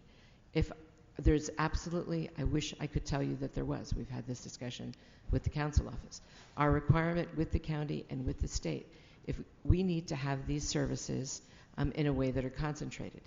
When you start then saying, oh, I'll move 20 people, 30 people off, they won't be eligible. We won't be able to provide the level of security, the level of amenities. You've heard Jenna give a general description of all of the things that the Mayfair offers. That is very, very difficult to find. You know that better than me. But we need the concentration for 2 years. We have made the commitment to the council office that we're more than happy to find other places nearby to work with her. But we absolutely, for the first 2 years, are committed with the county and to the state for those rooms all together at the Mayfair or somewhere else. But that's our obligation. How many total rooms are included in that encampment resolution grant funding that you The total amount of rooms for the beds that we have agreed to move, that the county is also providing lots of them. We've committed over these 2 years that we will move and permanently house 2,000 members of the Skid Row community. So we're providing the 394 at the Mayfair, plus we're looking at another 96 to 100 in Skid Row, and the county is also providing several hundred rooms in other parts of downtown. Got it. So altogether is how we're coming to this number, not just us. This is our share. Ms. Hernandez, you had a follow-up question on this, if that's okay, Mr. Bloomfield. Yeah. Go ahead. No, go ahead. I have a follow-up on this too, No, but go ahead, you can follow up if you want. Go ahead, mine is separate. Go ahead. Oh, okay, so 2,000, that's going to be stretched pretty thin. This grant's going to be stretched pretty thin if we're covering 2,000 people. Is that right? Well, not in the Mayfair. The 2,000 is throughout the grant and in different places. So the county has also identified several hundred rooms that they control themselves through Housing for Health and other services. The county also has leases. So altogether, this is how we're coming together, the county and the city, to be able to make a historic investment and change in the Skid Row community, which just does not receive this level of assistance, you all know. So that was the commitment that we made to the state. That is the basis on which we were awarded $60 million with the county to make this happen. But as I said, after 2 years, things change. So what happens after in that third year and beyond? Is the city going to take on the ongoing expense to continue providing all of the services that we were providing under the encampment grant, or where do we expect to see that funding coming from? This is what I would say about that. This is a very special program because we're taking on very high acuity people. So the level of service that is required usually is never met.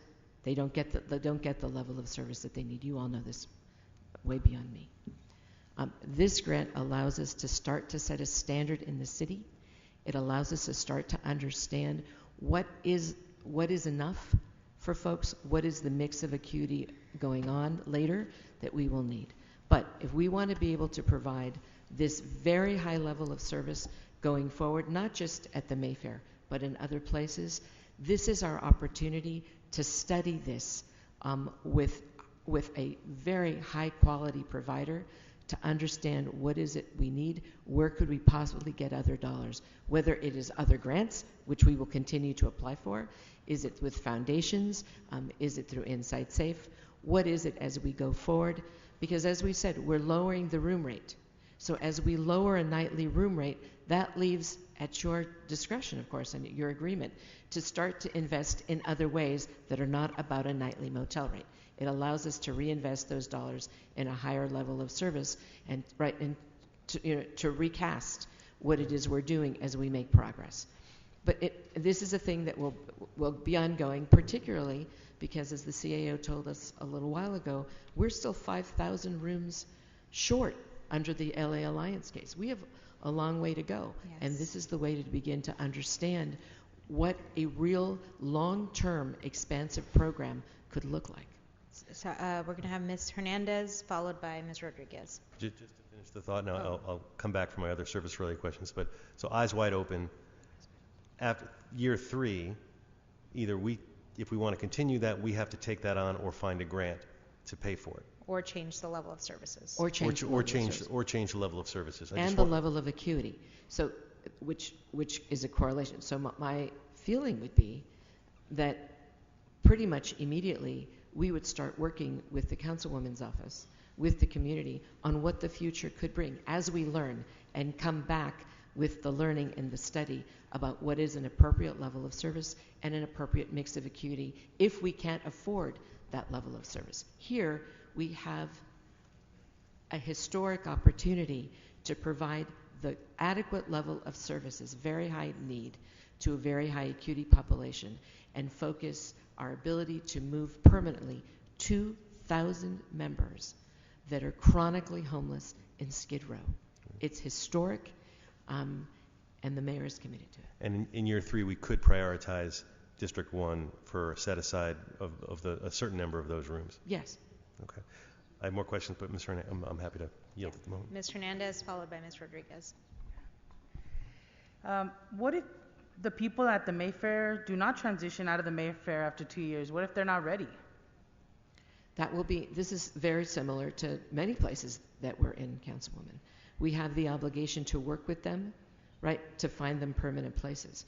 But if some are left, same way, I'll tell you, when the mayor came into office, there were well over 100 clients left in the Grand from PRK that had not been transferred, and we took them on. So we have taken them in. They are now being provided service, and that other level of service is helping them find permanent housing. So for us, it's a matter of matching what they're doing. Part of this grant, which is different from others, it sounds like a small investment, but it's really important. There will be 15 additional housing navigators in the Mayfair alone.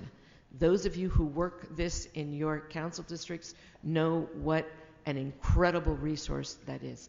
So one, I feel very optimistic that because of that high level of concentration of help on navigation, we will move them. That is our obligation. But if not, we will be looking at where else they should go, right? And it may be that because it'll be a smaller mix, there'll be a mix of some perhaps acuity people that continue to need services there, but also 300, a lot of other rooms that can take on another mix that we'll design with you and with the community. Thank you. And it's exciting to hear the number of case house navigators, but I think that we all know that there's not a lot of housing on the other side of that. So we can have a lot of conduits, but we're going to be waiting a long time to pass people through those conduits and warm handoffs. So that's why we're talking about buying this hotel, because we don't have places to take people. Well, thank you. My constituents have communicated a lot, have experienced a lot through PRK, have lived it, not like us. And they have communicated that during that time there was a lot of trash, a lot of bulky items in the area because of the PRK operations at the Mayfair. How much funding is estimated or committed to this project for increased street cleaning so that the communities, that when they say yes, that we're able to support them also with the services they need to make sure that their communities stay safe and clean? Well, this particular grant doesn't include that. But as you know, we've had discussions between the mayor's office and your office about how we will work together to fund additional sanitation services on a regular basis. So that is something that we're working on with you, and we're very happy to do. But I also think you should take comfort in the way that the Weingart Center runs their organization. I've had the privilege of visiting the LA Grand very recently. There is no trash. There are no bulky items. There is nobody hanging out outside. The place is pristine and welcoming to all. Thank you. And I've been to the Beacon, similar, very clean. And also, we're coming into a neighborhood that is 2 to 3 times denser than any other part of the city or the county, even more denser than by the Grand area. And so that's why I'm uplifting and continue, and I'm glad that we're having the conversations about cleaning, because it's something that the community communicated very much as a priority for them. We understand. We're very happy to help support, and we're happy to design that with you, Councilwoman. Thank you. Thank you. Ms. Rodriguez. Thank you. So one of the things that I am concerned with, it's a lack of detail when it comes to all of the funding resources that are going to cover all of the pieces, and it feels like a bit of a shell game, and it always happens when we have these conversations on service provisions. So when you talk about, 50% of this pot and 25% of this pot is going to cover this, and this is our short gap. The fact that these aren't documented in a report is problematic. I want to make sure that before we make a commitment, when we talk about what's being covered from the encampment resolution grant, what's being covered from different pots, all of those things should be easily memorialized. If you can rattle it off, you should be able to put it on paper. And I think it's really important to document, the sources of funds that are going to be providing all of these services, because especially for the budgetary planning of what we've got a number of obligations across the city. And so how we're going to cover this, these additional nets is really important. So I think it would be very important to have those conversations and documented in the report so we know what the sources of funds to cover long term. Because if we're going to buy this building, if there's a commitment to buying this building, and you don't have all the comprehensive service provisions that you need to ensure its successful operation. I mean, right now we've already said, Ms. Hernandez, all we're doing is we're buying this to move people from the Grand to Mayfair. There's no new encampment resolution in this. This is existing placements, so we're clear. There's no net new here. And so how do we, so what is the actual cost of that? Since all we're doing is taking existing resources to cover just in a new facility, what is the percentage of the services that are going to be provided or funded out of all these different pots of money, and what's our gap? And then long term, how are we going to sustain it? Because I think, again, you could talk about buying a building, but absent the services, we know what we get. We know what we get long term. We house the problem on our street, and we don't provide solutions. And so I think that is critically important when we have the budgetary conversation, which we'll have, I know, in closed session, but also when we have the conversation in budget committee. You have to talk about the long-term services.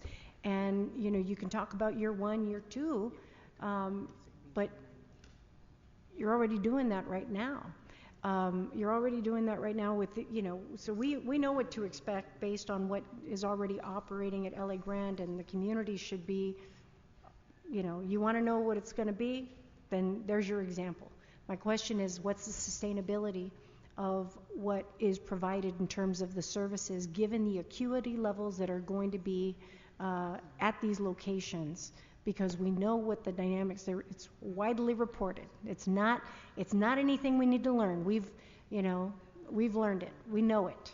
We can't unlearn it. So I think it's really important that we start to see what the actual numbers and what the sources of funds are to sustain the services to the level and to the degree that you're suggesting.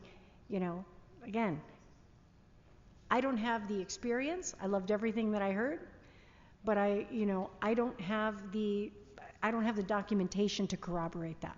And so that's where I want to make sure that we have the long-term funding plans for the services that are going to sustain an environment that doesn't then just become a larger disaster that potentially, when you talk about the damages, and it's already been widely reported what the damages were under PRK, if you don't have the long-term solution for how the service provisions and the management of the people that are going to be housed in there, then you're just talking about potentially another $11 million bill next year or the following year or whatever it is to continue to repair the damages that might ensue as a result of a lack of full capacity for service provisions at that site. Ms. Hornstock, I was wondering, I think you were speaking to this question earlier, and I wondered whether I might ask you to respond to Ms. Rodriguez's. The cost-benefit analysis? Mm-hmm. And also the long-term cost analysis for the city, which I imagine. So, the analysis I did was for the acquisition, and so we have told you in the report it's $5.7 million. No, I know the acquisition. 0.07 million a year for the operating budget for the physical building, and with the service, we we found out the county brought on Weingart just a few weeks ago as through the grant. So that I know is $45 a night. We need to now negotiate our contract, and as Melody noted earlier, we will bring it back with the license agreement through this body. So there will be a services contract negotiated and a license agreement that comes back through, and that will have the dollar amount. So that's not, it's not, so then that's not in alignment with the acquisition, and I guess that's, you know, eyes wide open, folks. You just got to know, if we don't have a commitment and a negotiated agreement on what the services, the continuous services for the individuals that are going to be there,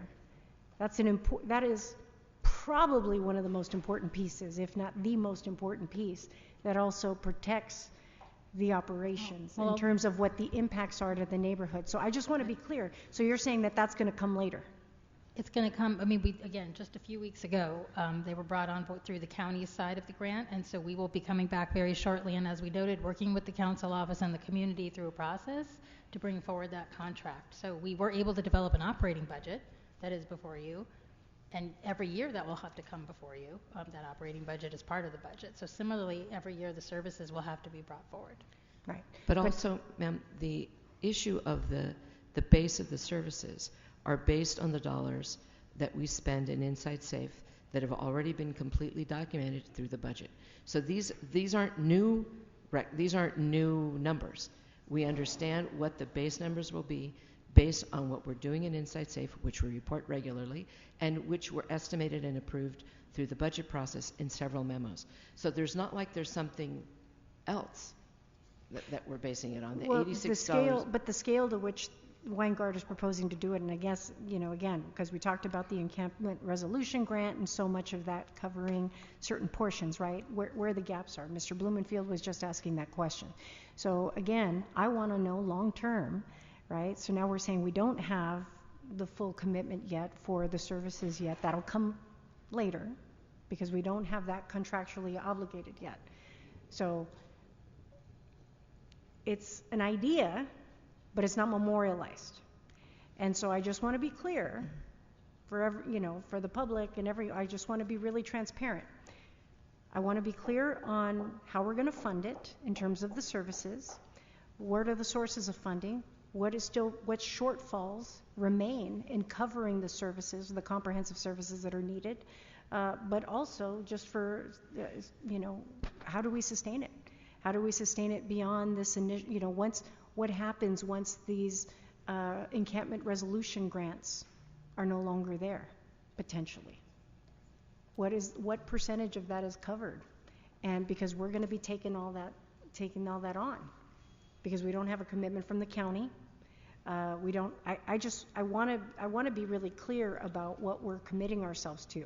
And again, I'm just underscoring this because we know that perhaps ineffective case management led to an $11.5 million additional expenditure for repairs already at this same facility.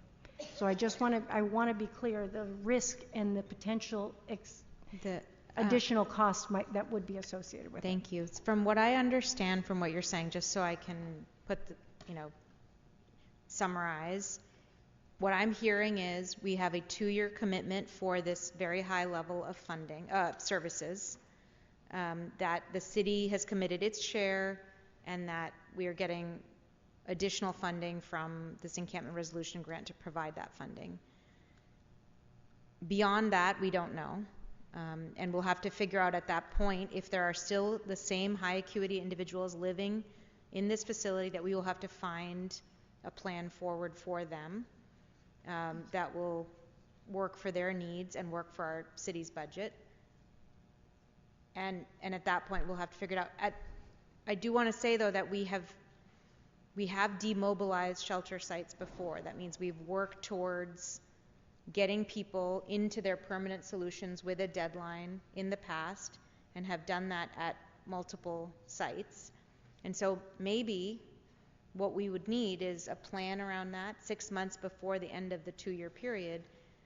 If we don't have that funding available for the high acuity services that we're working on, that demobilization plan, that means no further entries into the site. and then you work towards housing every single person that's there already, and maybe that is something that is baked into the current planning process around this, so that we don't come up on that 2-year point and say, what are we doing now? You know, we have 300 very, very vulnerable people who need support. Well, and that is the reason for 15 housing navigators for intensive case management, to give each individual the absolute attention they need and a personal plan to permanently house them. It is something that we don't have the luxury of in any other interim housing, whether it be LASA, whether it be a tiny home village, whether it be something that you all are, we've just have never had this before. So this is an enormous opportunity, and yes, that a demobilization plan is absolutely necessary. It is our commitment to house these people. It is our commitment to the state that we will house these folks within 2 years. Mr. Bloomfield. A couple things. I mean, the cost-benefit analysis is premised on a 30-year amortization, right? So if we had to demobilize after 18 months or 2 years, 5 years or whatever, then it becomes the cost-benefit is way out of whack. So eyes wide open, this analysis is based on a 30-year assumption that we're going to be operating that. Is that correct? At this same level of services? No, not at the same level No. of services, but that we would be operating it as interim housing for the unhoused, not at this level of services. So we have the absolute opportunity to design it not just once, but 3 or 4 times over the 30 years as a city we're progressing to meet our needs. And then with the encampment grant, when does the date start? Because there's going to be a certain amount of time for rehab of this building. And I would hate to see the encampment grant ticking away as we're rehabbing an empty building. The encampment grant actually will begin in September, and the services will start to be focused on those that are identified at the grant starting then. So what we have is an enormous opportunity that by the time individuals are transferred from the grant to the Mayfair, they will have already been engaged in several months of very high level of service and every kind of case management. So instead of arriving fresh to the Mayfair and meeting, they will actually come hand in hand with these services that have already begun and are taking impact with them for several months. But when do we expect to be able to actually move people in and the rehab being done? Is that I'll known? leave that to the folks that do the physical plant. Yeah, I mean, the goal is by February. Our lease ends with the grant in January of 2024. At the end of January. And then also follow up on the damages question. I know this bakes in like 2.8. Or did you want to answer the other question before I move on? I'm sorry. Go ahead. Okay. No, I thought you were answering the previous question before it. Okay. On the damages question, right? The $11 million of damages that was already paid for, did they actually fix? Do they have to show receipts for actually fixing it, or are we getting a building that has $11 million worth of damage? We are purchasing the Mayfair Hotel under this proposal in its as-is condition. And the appraisal that was done considered it the methodology using it as is, in other words, damage. The damage claim process was a contractual requirement of the project room key occupancy agreement. Were they contractually obligated to use the money that we gave them for damages to fix the damages? Like if there's a broken TV set or a broken end table and they charged us $1,000 for it, is it still broken? So the obligation under the project room key occupancy agreement was to restore the hotel to the condition that we had found it. And I do want to add that. Can I ask, did we do that work? No. The hotel was provided with a settlement for the damage that was documented, and there were some hotels that proceeded to reopen very quickly with the damage settlement. There were other hotels there was at least one other hotel that we had a damage settlement that was provided to them because they were unclear about what their future plans were. The Mayfair is in the same situation. They are unclear about what their future plans were, and so we provided them with a settlement agreement as part of the Project Room Key occupancy. The price that we're paying for the hotel, the $62 million, is in an as-is condition. I got you. Or So, 60 million rather. but It's an just as-is condition. We do have a intellectually- fair market value that we can share with you when we get into closed session. Right. Well, I guess intellectually then, that 11 million is part of the purchase price, because it sounds like it's kind of like if my car gets hit and I get insurance money, it's up to me to fix the car. I can pocket the money. Correct. And if that's the same case with this hotel, then I'm imagining that they are pocketing the money and not fixing the end table and the TV or whatever it is. Correct. We are buying the hotel in its as-is condition, meaning including in its damaged state. Right, but that doesn't mean that we have to spend 11 million. Theoretically, we're not going to bring it up to the same quality that. Well, theoretically, and this is also what I want to say. I mean, GSD cannot really comment on how the damage occurred because, of course, we weren't managing the occupants. But I think that it's important to understand that the Mayfair was an anomaly. Of the 14 hotels that we have in the Project Room Key program, you know, one, of course, is still in operation. That's LA Grand and transitioned to Inside Safe. But the other 12 hotels combined, the damage claim payout was only $2.3 million for the entire 12 hotel portfolio. And half of that was at one hotel where there was a sprinkler incident and 20 rooms were flooded. All right. I mean, if you take a look at the Mayfair Hotel and where we were in early 2021, you know, it had just undergone a $37 million renovation. It had not even opened yet before the pandemic. It's filled with custom-made furniture with soft casing coverings that are easily damaged. You know, unlike a regular hotel guest who moves in at, you know, who checks in at 4, primarily sleeps, leaves at 10. You know, during PRK, occupants were asked to isolate in their rooms all day. They were not really allowed to congregate within the hotel's common areas because of the spread of COVID, and they ate all 3 meals in those rooms. I mean, you know, yes, we're not going to replace the $450 ottoman with another $450 ottoman. I mean, it was a certain type of hotel. Should we have engaged in a contract with this hotel? I mean, if you take a look at where we were in early 2021, you know, 2 of our downtown hotels had closed. 1 left the program. 1 of them had transitioned to Home Key. And the city made the best decision it could to utilize this hotel in its current brand new state because there was a need to, you know, move unhoused people off the street during the pandemic. And so, I mean, I really do want everyone to look at the Mayfair as an anomaly and not what typically happened throughout the other hotels in our program. Yeah. Although, maybe this for closed session, but I thought the service provider in LASA were supposed to indemnify us for Project Room Key damages.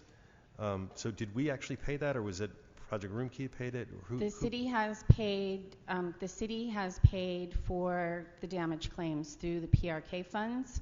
Whether or not the city chooses to trigger the indemnity clauses within the LASA and then the provider contracts is a policy decision. Oh, so that's going to come before us? So I'm not clear about that, but we can further discuss that in closed session. Okay. No, I look forward to that in closed session. And the other question I had was, is this city paying that from, when you say Project Room Key funds, are those the FEMA funds or FEMA It was funding that the city had set aside for Project Room Key. Where the reimbursement process is with FEMA is a question for the CAO's office. No, it will not be covered by FEMA.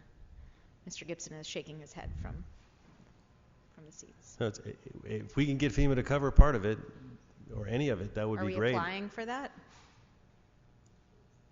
Can we apply for reimbursement for part of that or no?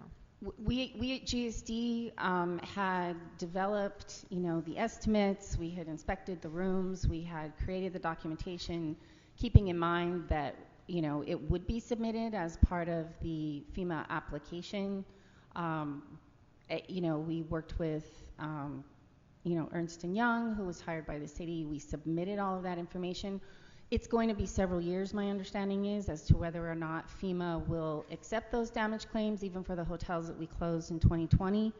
But I can't really comment further on what the FEMA process is because that's handled out of the CAO's But office. as long as I think we're just happy that we're submitting them. We're trying. Yeah. Okay, that's. Okay. Yeah, I think that's really important here. Right. Because it then now feels like we're paying $10 million to this provider who's not doing the improvements, and now we're paying the full cost of the hotel, so it feels like we're double spending. But we're also not paying fair market value for the hotel, and I do want to make that clear, and we can discuss that further in closed session. Right, but, right. Ms. Hutt had a question. I just want Thank you, Madam Chair. But you have to clear me up a little bit. So we had damages. Correct.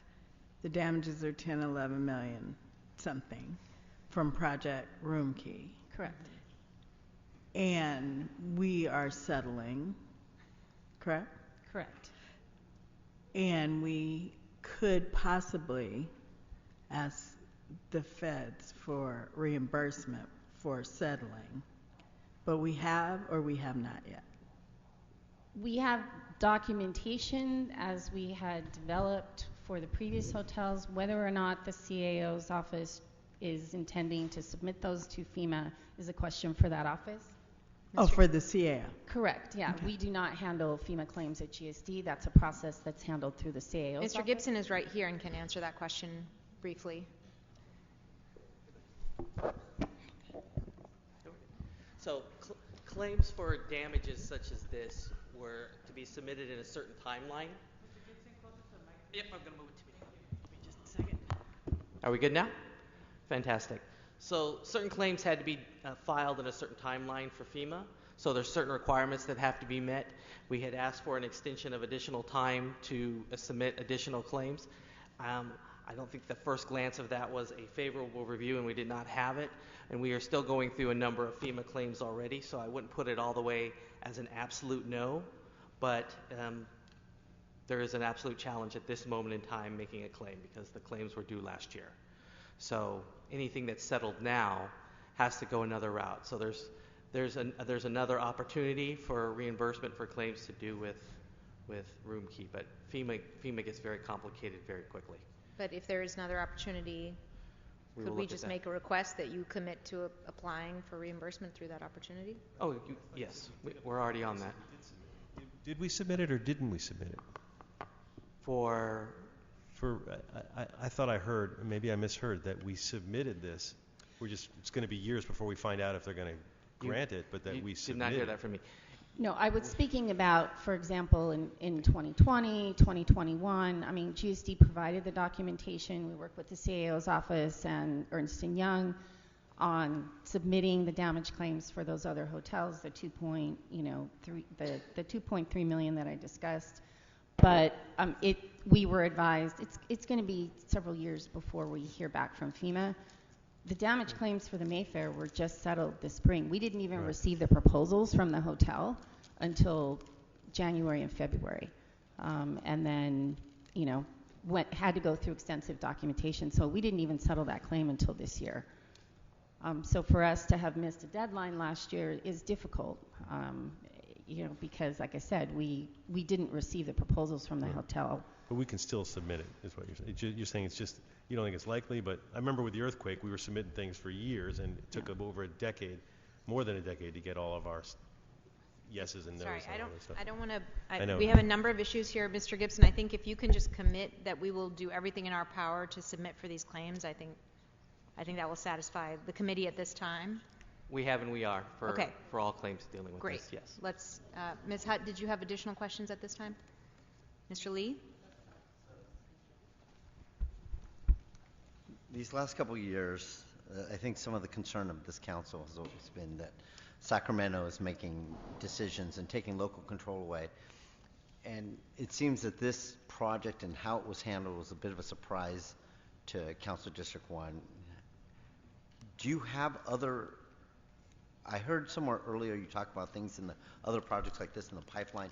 Is there anything that we should be aware of like other council districts where this is going to happen, where this is just a surprise, where we're not able to engage with our communities? That's my biggest fear. My biggest fear of supporting this is saying that like this process of how it was handled is going to happen again, and then possibly in my district, because in my district I have an overconcentration in certain communities that, because the land is a little bit less expensive, the opportunity would be more likely maybe in that, whereas I've made promises to certain communities that have taken sort of the burden, the brunt of providing housing in my district. We had 0 when I took office.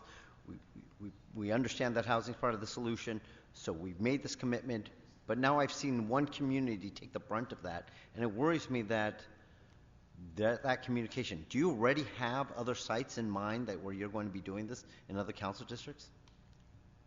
So LEHD, through their RFQ for Project Home Key, brought forward several sites that they engaged all the council districts, is my understanding, and we supported that with funding from Inside Safe. So those are the 3 that I mentioned earlier. We've been working closely on another potential acquisition with the 13th council district. We've also just talked to Council District 1 about looking for other sites. And I should note, when we did ED3, we came and briefed every single one of your offices to talk about what publicly owned land we found through that exploration process. We briefed every single office. We brought cut sheets with the actual sites that we were looking at.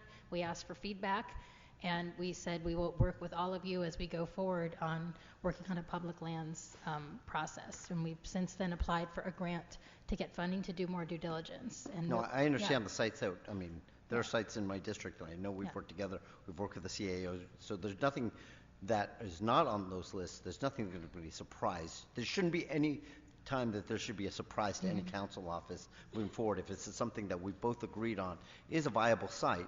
I'm all for the viable sites that we put together that we have planned on building, whether it be Room Key, PSH. I just don't want to be, I don't want any council office to be surprised by this, that all of a sudden this is starting going through without that type of community engagement. So if you're saying that all the things that have been on the list, there's nothing outside that list. I understand the projects that are on that list. I have great respect for our mayor and what she's doing. The Weingart Foundation is someone that I have also great respect for in the work that you're doing. I know a lot of different service providers. Councilmember Blumenfield earlier said some issues that he's seen or within his own district. I've seen throughout the city. I believe that we have an obligation as council members when we put out a site that we promise the community that we are going to make sure that if you say yes to housing solutions, we are going to keep that area clean. We are going to, and also it helps us then sell it to other communities, right? To show them, look, they accepted this, we're now keeping that area clean. So you're able to do this without having 4118 being enforced within your area. You're able to keep your area clean in your other sites by just, for lack of a better term, repetition, just going out and keeping. I mean, that's admirable. I'm saying that that's fantastic, but you haven't had to use that because 4118 I see as a tool that we've used to try to keep those areas where we promised the community that we would keep clean. So I believe you've toured Care First Village. I gave you a tour of that site, and you saw for yourself that it was clean. We use our own diligence because, to be quite honest, we cannot rely on law enforcement or others to come out and help us with those situations. We have contacted folks when it comes to people blocking sidewalks, tents, for our own clients and for the community members that live there. And because resources are short, we don't get a response. And yet we still have an obligation to the community that we're in to make sure the area stays clean. So we do that through repetition. We do make our staff get out and talk to people, and it is a constant daily battle. But if I'm calling for law enforcement, if I'm calling for other groups to help me move someone along, it's going to take a long time. And if one person, whether they are my client or otherwise in the community, is posted up in front of one of the buildings that I'm responsible for managing and maintaining, I'm going to hear it. I'm going to hear it from you all. I'm going to hear it from the community. I'm going to hear it from my clients that are inside that want peaceful enjoyment in their building. So I do have to do it myself and be diligent about it. it seems in my district, the same amount of beds that we're talking about here that are eventually will be turned into permanent supportive housing. Roughly, I want to say, same number of beds, about $35 million. This is a much larger amount. You're saying that there's no other choices as far as what this grant's applying for or available opportunities. I heard someone say it before, I don't know if it was Ms. Marquez, that said that there just aren't other options, and for us to receive these funds and to use these funds to move Skid Row residents, there's just, I'm having a hard time with the price tag that keeps staring my face when I know how much we have spent within our own community. And I don't know who. Yeah, that's Can I might underscore that question, just underline it, because the cost benefit analysis that we saw compared it to just the grand. Right. And I think the question that Mr. Lee is asking about is, what about other, potentially a cluster of smaller sites? That kind of cost benefit analysis I think we didn't see in terms of other options for purchase, just like the one he's mentioning in his own district, that may not have significant rehabbing costs, that may not have significant, So I want to start, the cost benefit analysis includes both the purchase price and the renovations before you, so it's all in there. The home key sites that have gone forward, this is with the rehab about $283,000 per unit. The home key sites, for example, that we're looking at are sometimes upwards over $300,000, $350,000, and these are for hotels, again, that we're looking for places based on talking to service providers that have conference rooms, places where people can congregate and have communal eating spaces. So these aren't just a little motel, a drive-up motel. We also heard from service providers they want at least 60 rooms looking around. And so for this one, we looked at the Grand because we're serving the downtown area, and those are our options for this area. So you need to look geographically, right? In other areas, like it's going to be more expensive, and other areas maybe less expensive. But the home key sites that we're seeing that are in good shape are $350,000 to $375,000 a door. And we still assume there's going to be some amount of rehab because they probably don't have enough laundry facilities or things like that. So the cost benefit includes the renovation, so it's complete. It's compared to the other hotel, which is our option right now in downtown, and so we thought that was the most honest and transparent comparison. Just on the comparison, though, the 30-year amortization does skew it a little bit. I mean, when you compare it to a hotel, after this building is going to need rehab every 10 years or something. So query why we amortize it and compare it on a 30-year versus a 10-year. It does help the numbers work. I'm not saying they still don't work, but it doesn't escape notice that it's such a long window. So again, there's $1.5 million every single year in the operating budget for replacement reserve. So not just daily repairs and things that break, but capital investments, which CBRE is here, they recommended that we include as a replacement reserve. So in the operating budget, which drives the operating costs, which drove the amortization analysis, it includes investing in bigger systems improvement. So that is baked in. At a 15-year amortization over the Grand, we still save at least $5.5 million a year. At a 10-year, we save $2.7 million a year. So we still save by buying. It's cheaper than other hotels we're looking at. It's in the geographic area we need, and it's a beautiful, amazing facility. Yeah. Can I, this question for Mr. Allen. Mr. Allen, do you mind joining us? I also have great trust in you, Mr. Allen, and you don't foresee any other costs. I know that we have different things when we seismically retrofit buildings and require people to do that. This is an older building, may not be required to do some of the things. When we take ownership, it's our building then, right? Mr. Lee, I'm gonna, do we need to move into closed sorry, session? Councilmember, my apologies. If we are going to discuss matters related to due diligence, we need to do so in closed session. Got it. Okay. Never mind, Ted. Well, you should ask it, but just right after we close the session. So maybe it's time to do that. It's quite late, so. Correct. Oh, go ahead, Ms. Hernandez. Thank you. I just want to bring us back to the neighborhood and the neighborhood that I represent, CD1, where this is coming to, that will carry this tremendous load.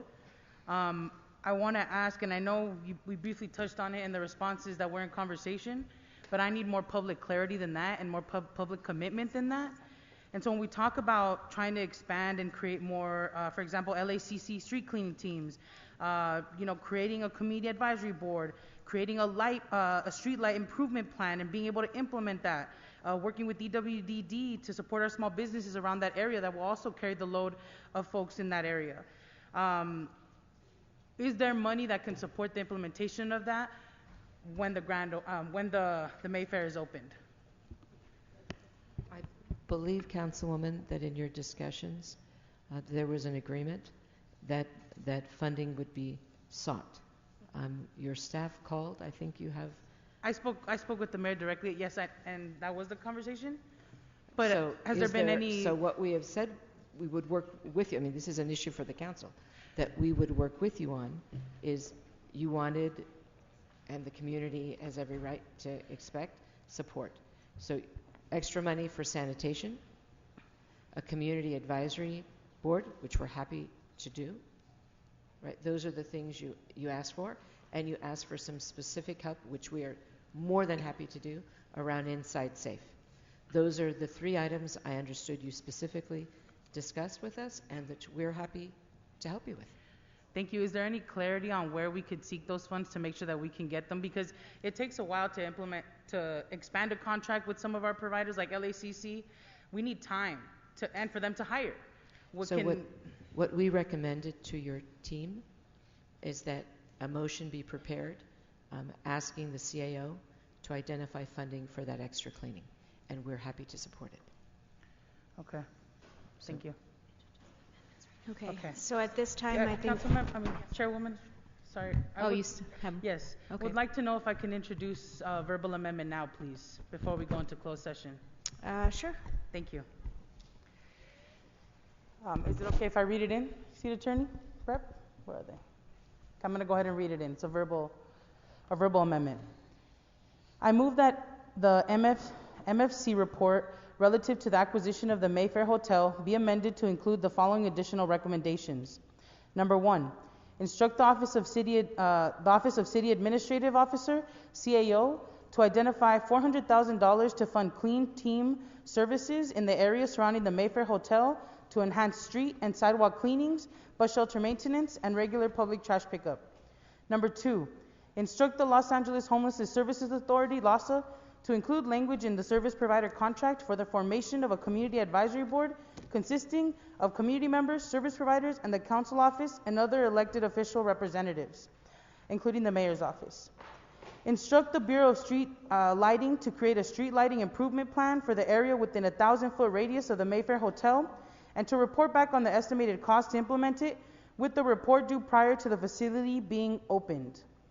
Number 4, instruct the Economic Workforce Development Department, EWDD, to identify and report back on funding or existing programs to assist smaller businesses near the Mayfair with grants and/or low-interest loans for maintenance and repair.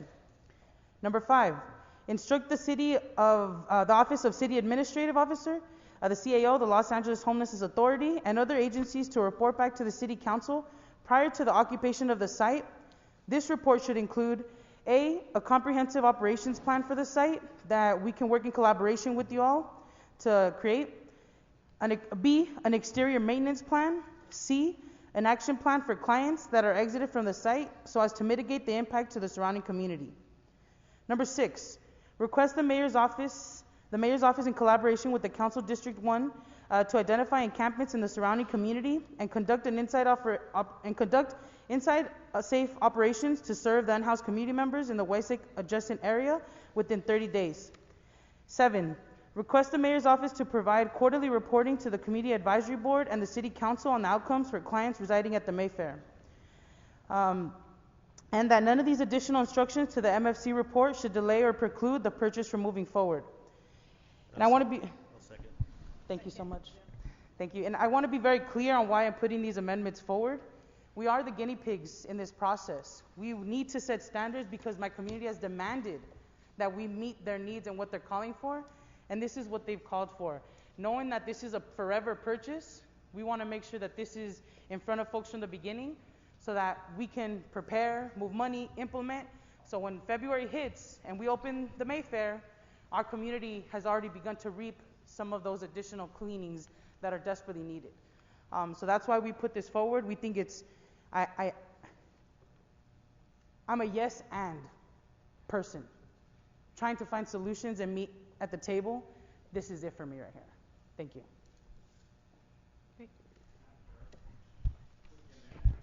Motion. Public comment should be taken with respect to the amended motion since this... At this time? Well, at any time prior to the voting of... I want to question that. I want to question that before... We have to do that before. It's still going to go to council. We've never had to do that. We do it as a courtesy, but I don't believe that that's... You're saying that we legally have to, with an amendment, hear public comment, because that is a new precedent that I don't agree with. And we can, so when it goes to full council, I've seen that there's file items that if they haven't fulfilled their public comment requirements, we can hear those comments in full council as well, right? So we have that opportunity at full council to do that? In the abundance of caution for this committee, since we did the amendment early, or for GSD, public comment was taken, and then it was closed. Now there's an amendment to it, and the committee is going to vote on this amendment that the public hasn't been able to comment on. In the abundance of caution, the committee should take public comment before it votes on the amendment. So I would just recommend to members of the committee that we move into closed session, finish those discussions. For the record, I want to show that I seconded, Ms. Hutt is in agreement, therefore all members of GO are in support of this. Want to make sure that there isn't anything procedurally that would stall this with the combination of the two committees. After consideration, if the committee doesn't want to take public comment, I think we should be okay. And that's your advice right now, that we don't need to take that we will be able to satisfy the required public comment at a later time? Correct. Okay. I mean, given the timing right now and given that most of the public has left, I'm comfortable with that, if that's your advice. Not to mention, we'll hear it in budget tomorrow. We'll be in budget committee tomorrow? Yeah. This item will be in budget committee tomorrow, although and so there'll be an additional time for public comment when this is moved to budget committee and with these items in it, but we can have a separate conversation because I don't think we even need to. Yeah, I mean, I don't want to disregard the advice of the city attorney. But if you're saying that we have the capacity to fulfill public comment in the future committee meetings and full council meetings, then I'm comfortable moving on without public comment at this time. Yeah, if the committee doesn't want to take public comment, it doesn't have to at this point. Okay, thank you. So I had one additional quick question. Is there a 4118 currently designated at the LA Grand? There is not. There is not. What? Oh, now there is. There is? He wrote the resolution. I just found out. Okay. Okay. So I just because of the schools. I made an amendment earlier. Probably surrounding the schools. I don't know, but I guess, getting factual information helps. So I just want to make sure that when we get information and what the enforcement efforts are at facilities given the designation of a 4118, I want to make sure that we're really clear on what the community can expect based on what is a 4118 designated area or not. So I just want to be clear. I just wanted to get that clarification. But so thank you. Again, facts matter. I want to make sure that the public is very clear about what we do or do not do. And make sure that we're all clear about communicating. It's always good that just. It is also true that the LA Grand is beautifully managed and clean and safe. That is also true without the use of 4118, without police, and without any arrests. No, but it is a 4118 location, just to confirm. Thank you. Thank you. Okay, so let's move into closed session. Ms. Padilla, if you're comfortable with that. Thank you. Okay, so if we could prepare the chambers.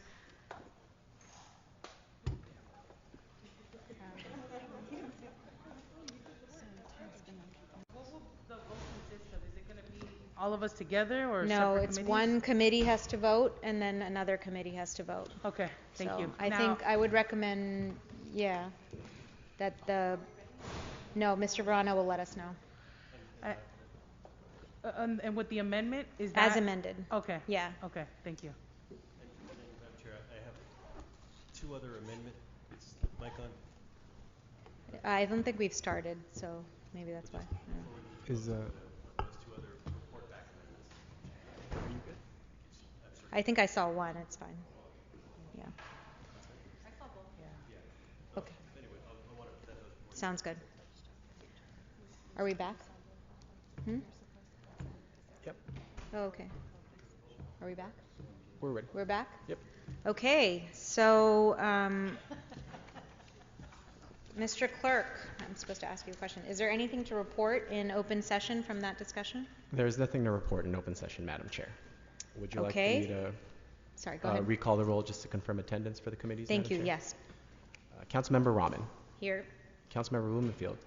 Blumenfield present. Councilmember Harris Dawson. Councilmember Harris Dawson is absent. Councilmember Rodriguez. Here. Councilmember Lee. Here. 4 members and a quorum for the Housing and Homelessness Committee.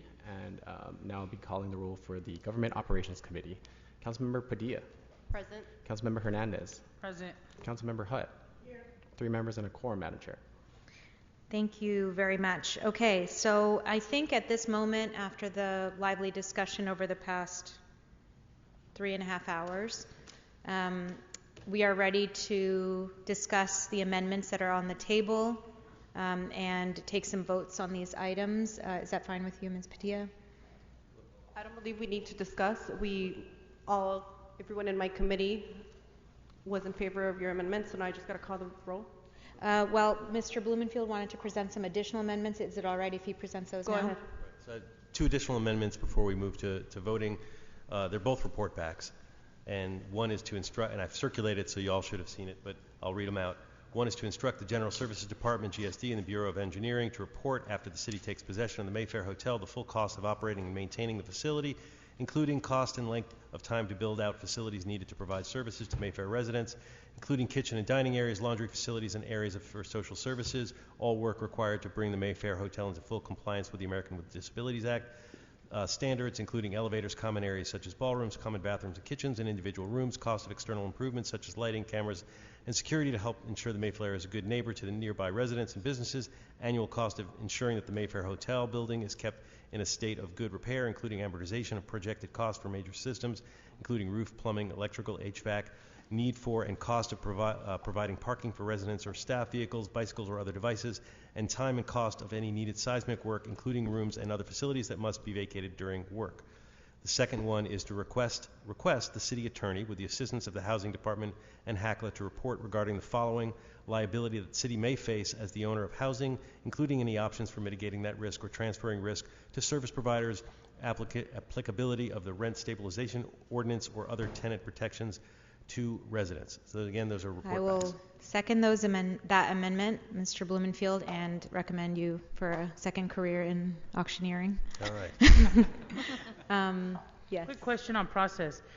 Do all the amendments, are they go on one motion, the same motion that we vote, or is this amendment only on That's a good question. That's a question for the clerk. I think all of them go to one. The GO, it should still come to homeless since we all discussed it together. If we We'll need all to be pick, voting on the same thing. Yeah, Thank you for that clarity. we're going to take separate votes, but we're all voting on the same thing. Yeah. I don't think we need to. I'm prepared if we needed to have someone repeat your amendments into the homeless committee to do that, but I don't think our city attorney can advise us legally we need to do that. The amendments have been discussed in joint committee. Correct. Okay, thank you. Thank you for that clarity, everybody. Okay. Great. Okay. And you had a second amendment, Mr. Blumenfield, or is that it? I read the both. Okay, great. Amazing. Okay, so let's move on to our votes. Ms. Padilla? So therefore, I move to adopt the report as amended and include the amendments made by HHH. Housing and homelessness. Great. Thank you, Madam Chair Padilla. Would you like for me to call the roll? Please do. Councilmember Padilla. Yes. Councilmember Hernandez. Yes. Councilmember Hutt. This item is approved as amended. Okay. And now we can call the roll for Housing and Homelessness Committee. Madam Chair, would you like for me to call the roll to concur with the GO Committee? Yes, please. Councilmember Rahman. Yes. Councilmember Blumenfield. It's aye, but I want to clarify, what was just read is all of the amendments that were introduced.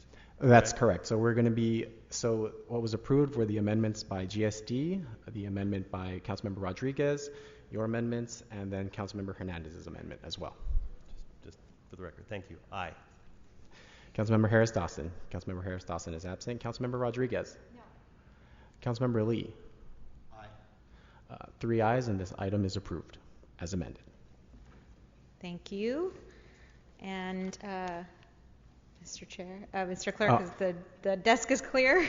The desk is clear, Madam Chair. Great. So with that, I move to adjourn. Thank you all. Motion to adjourn? Move.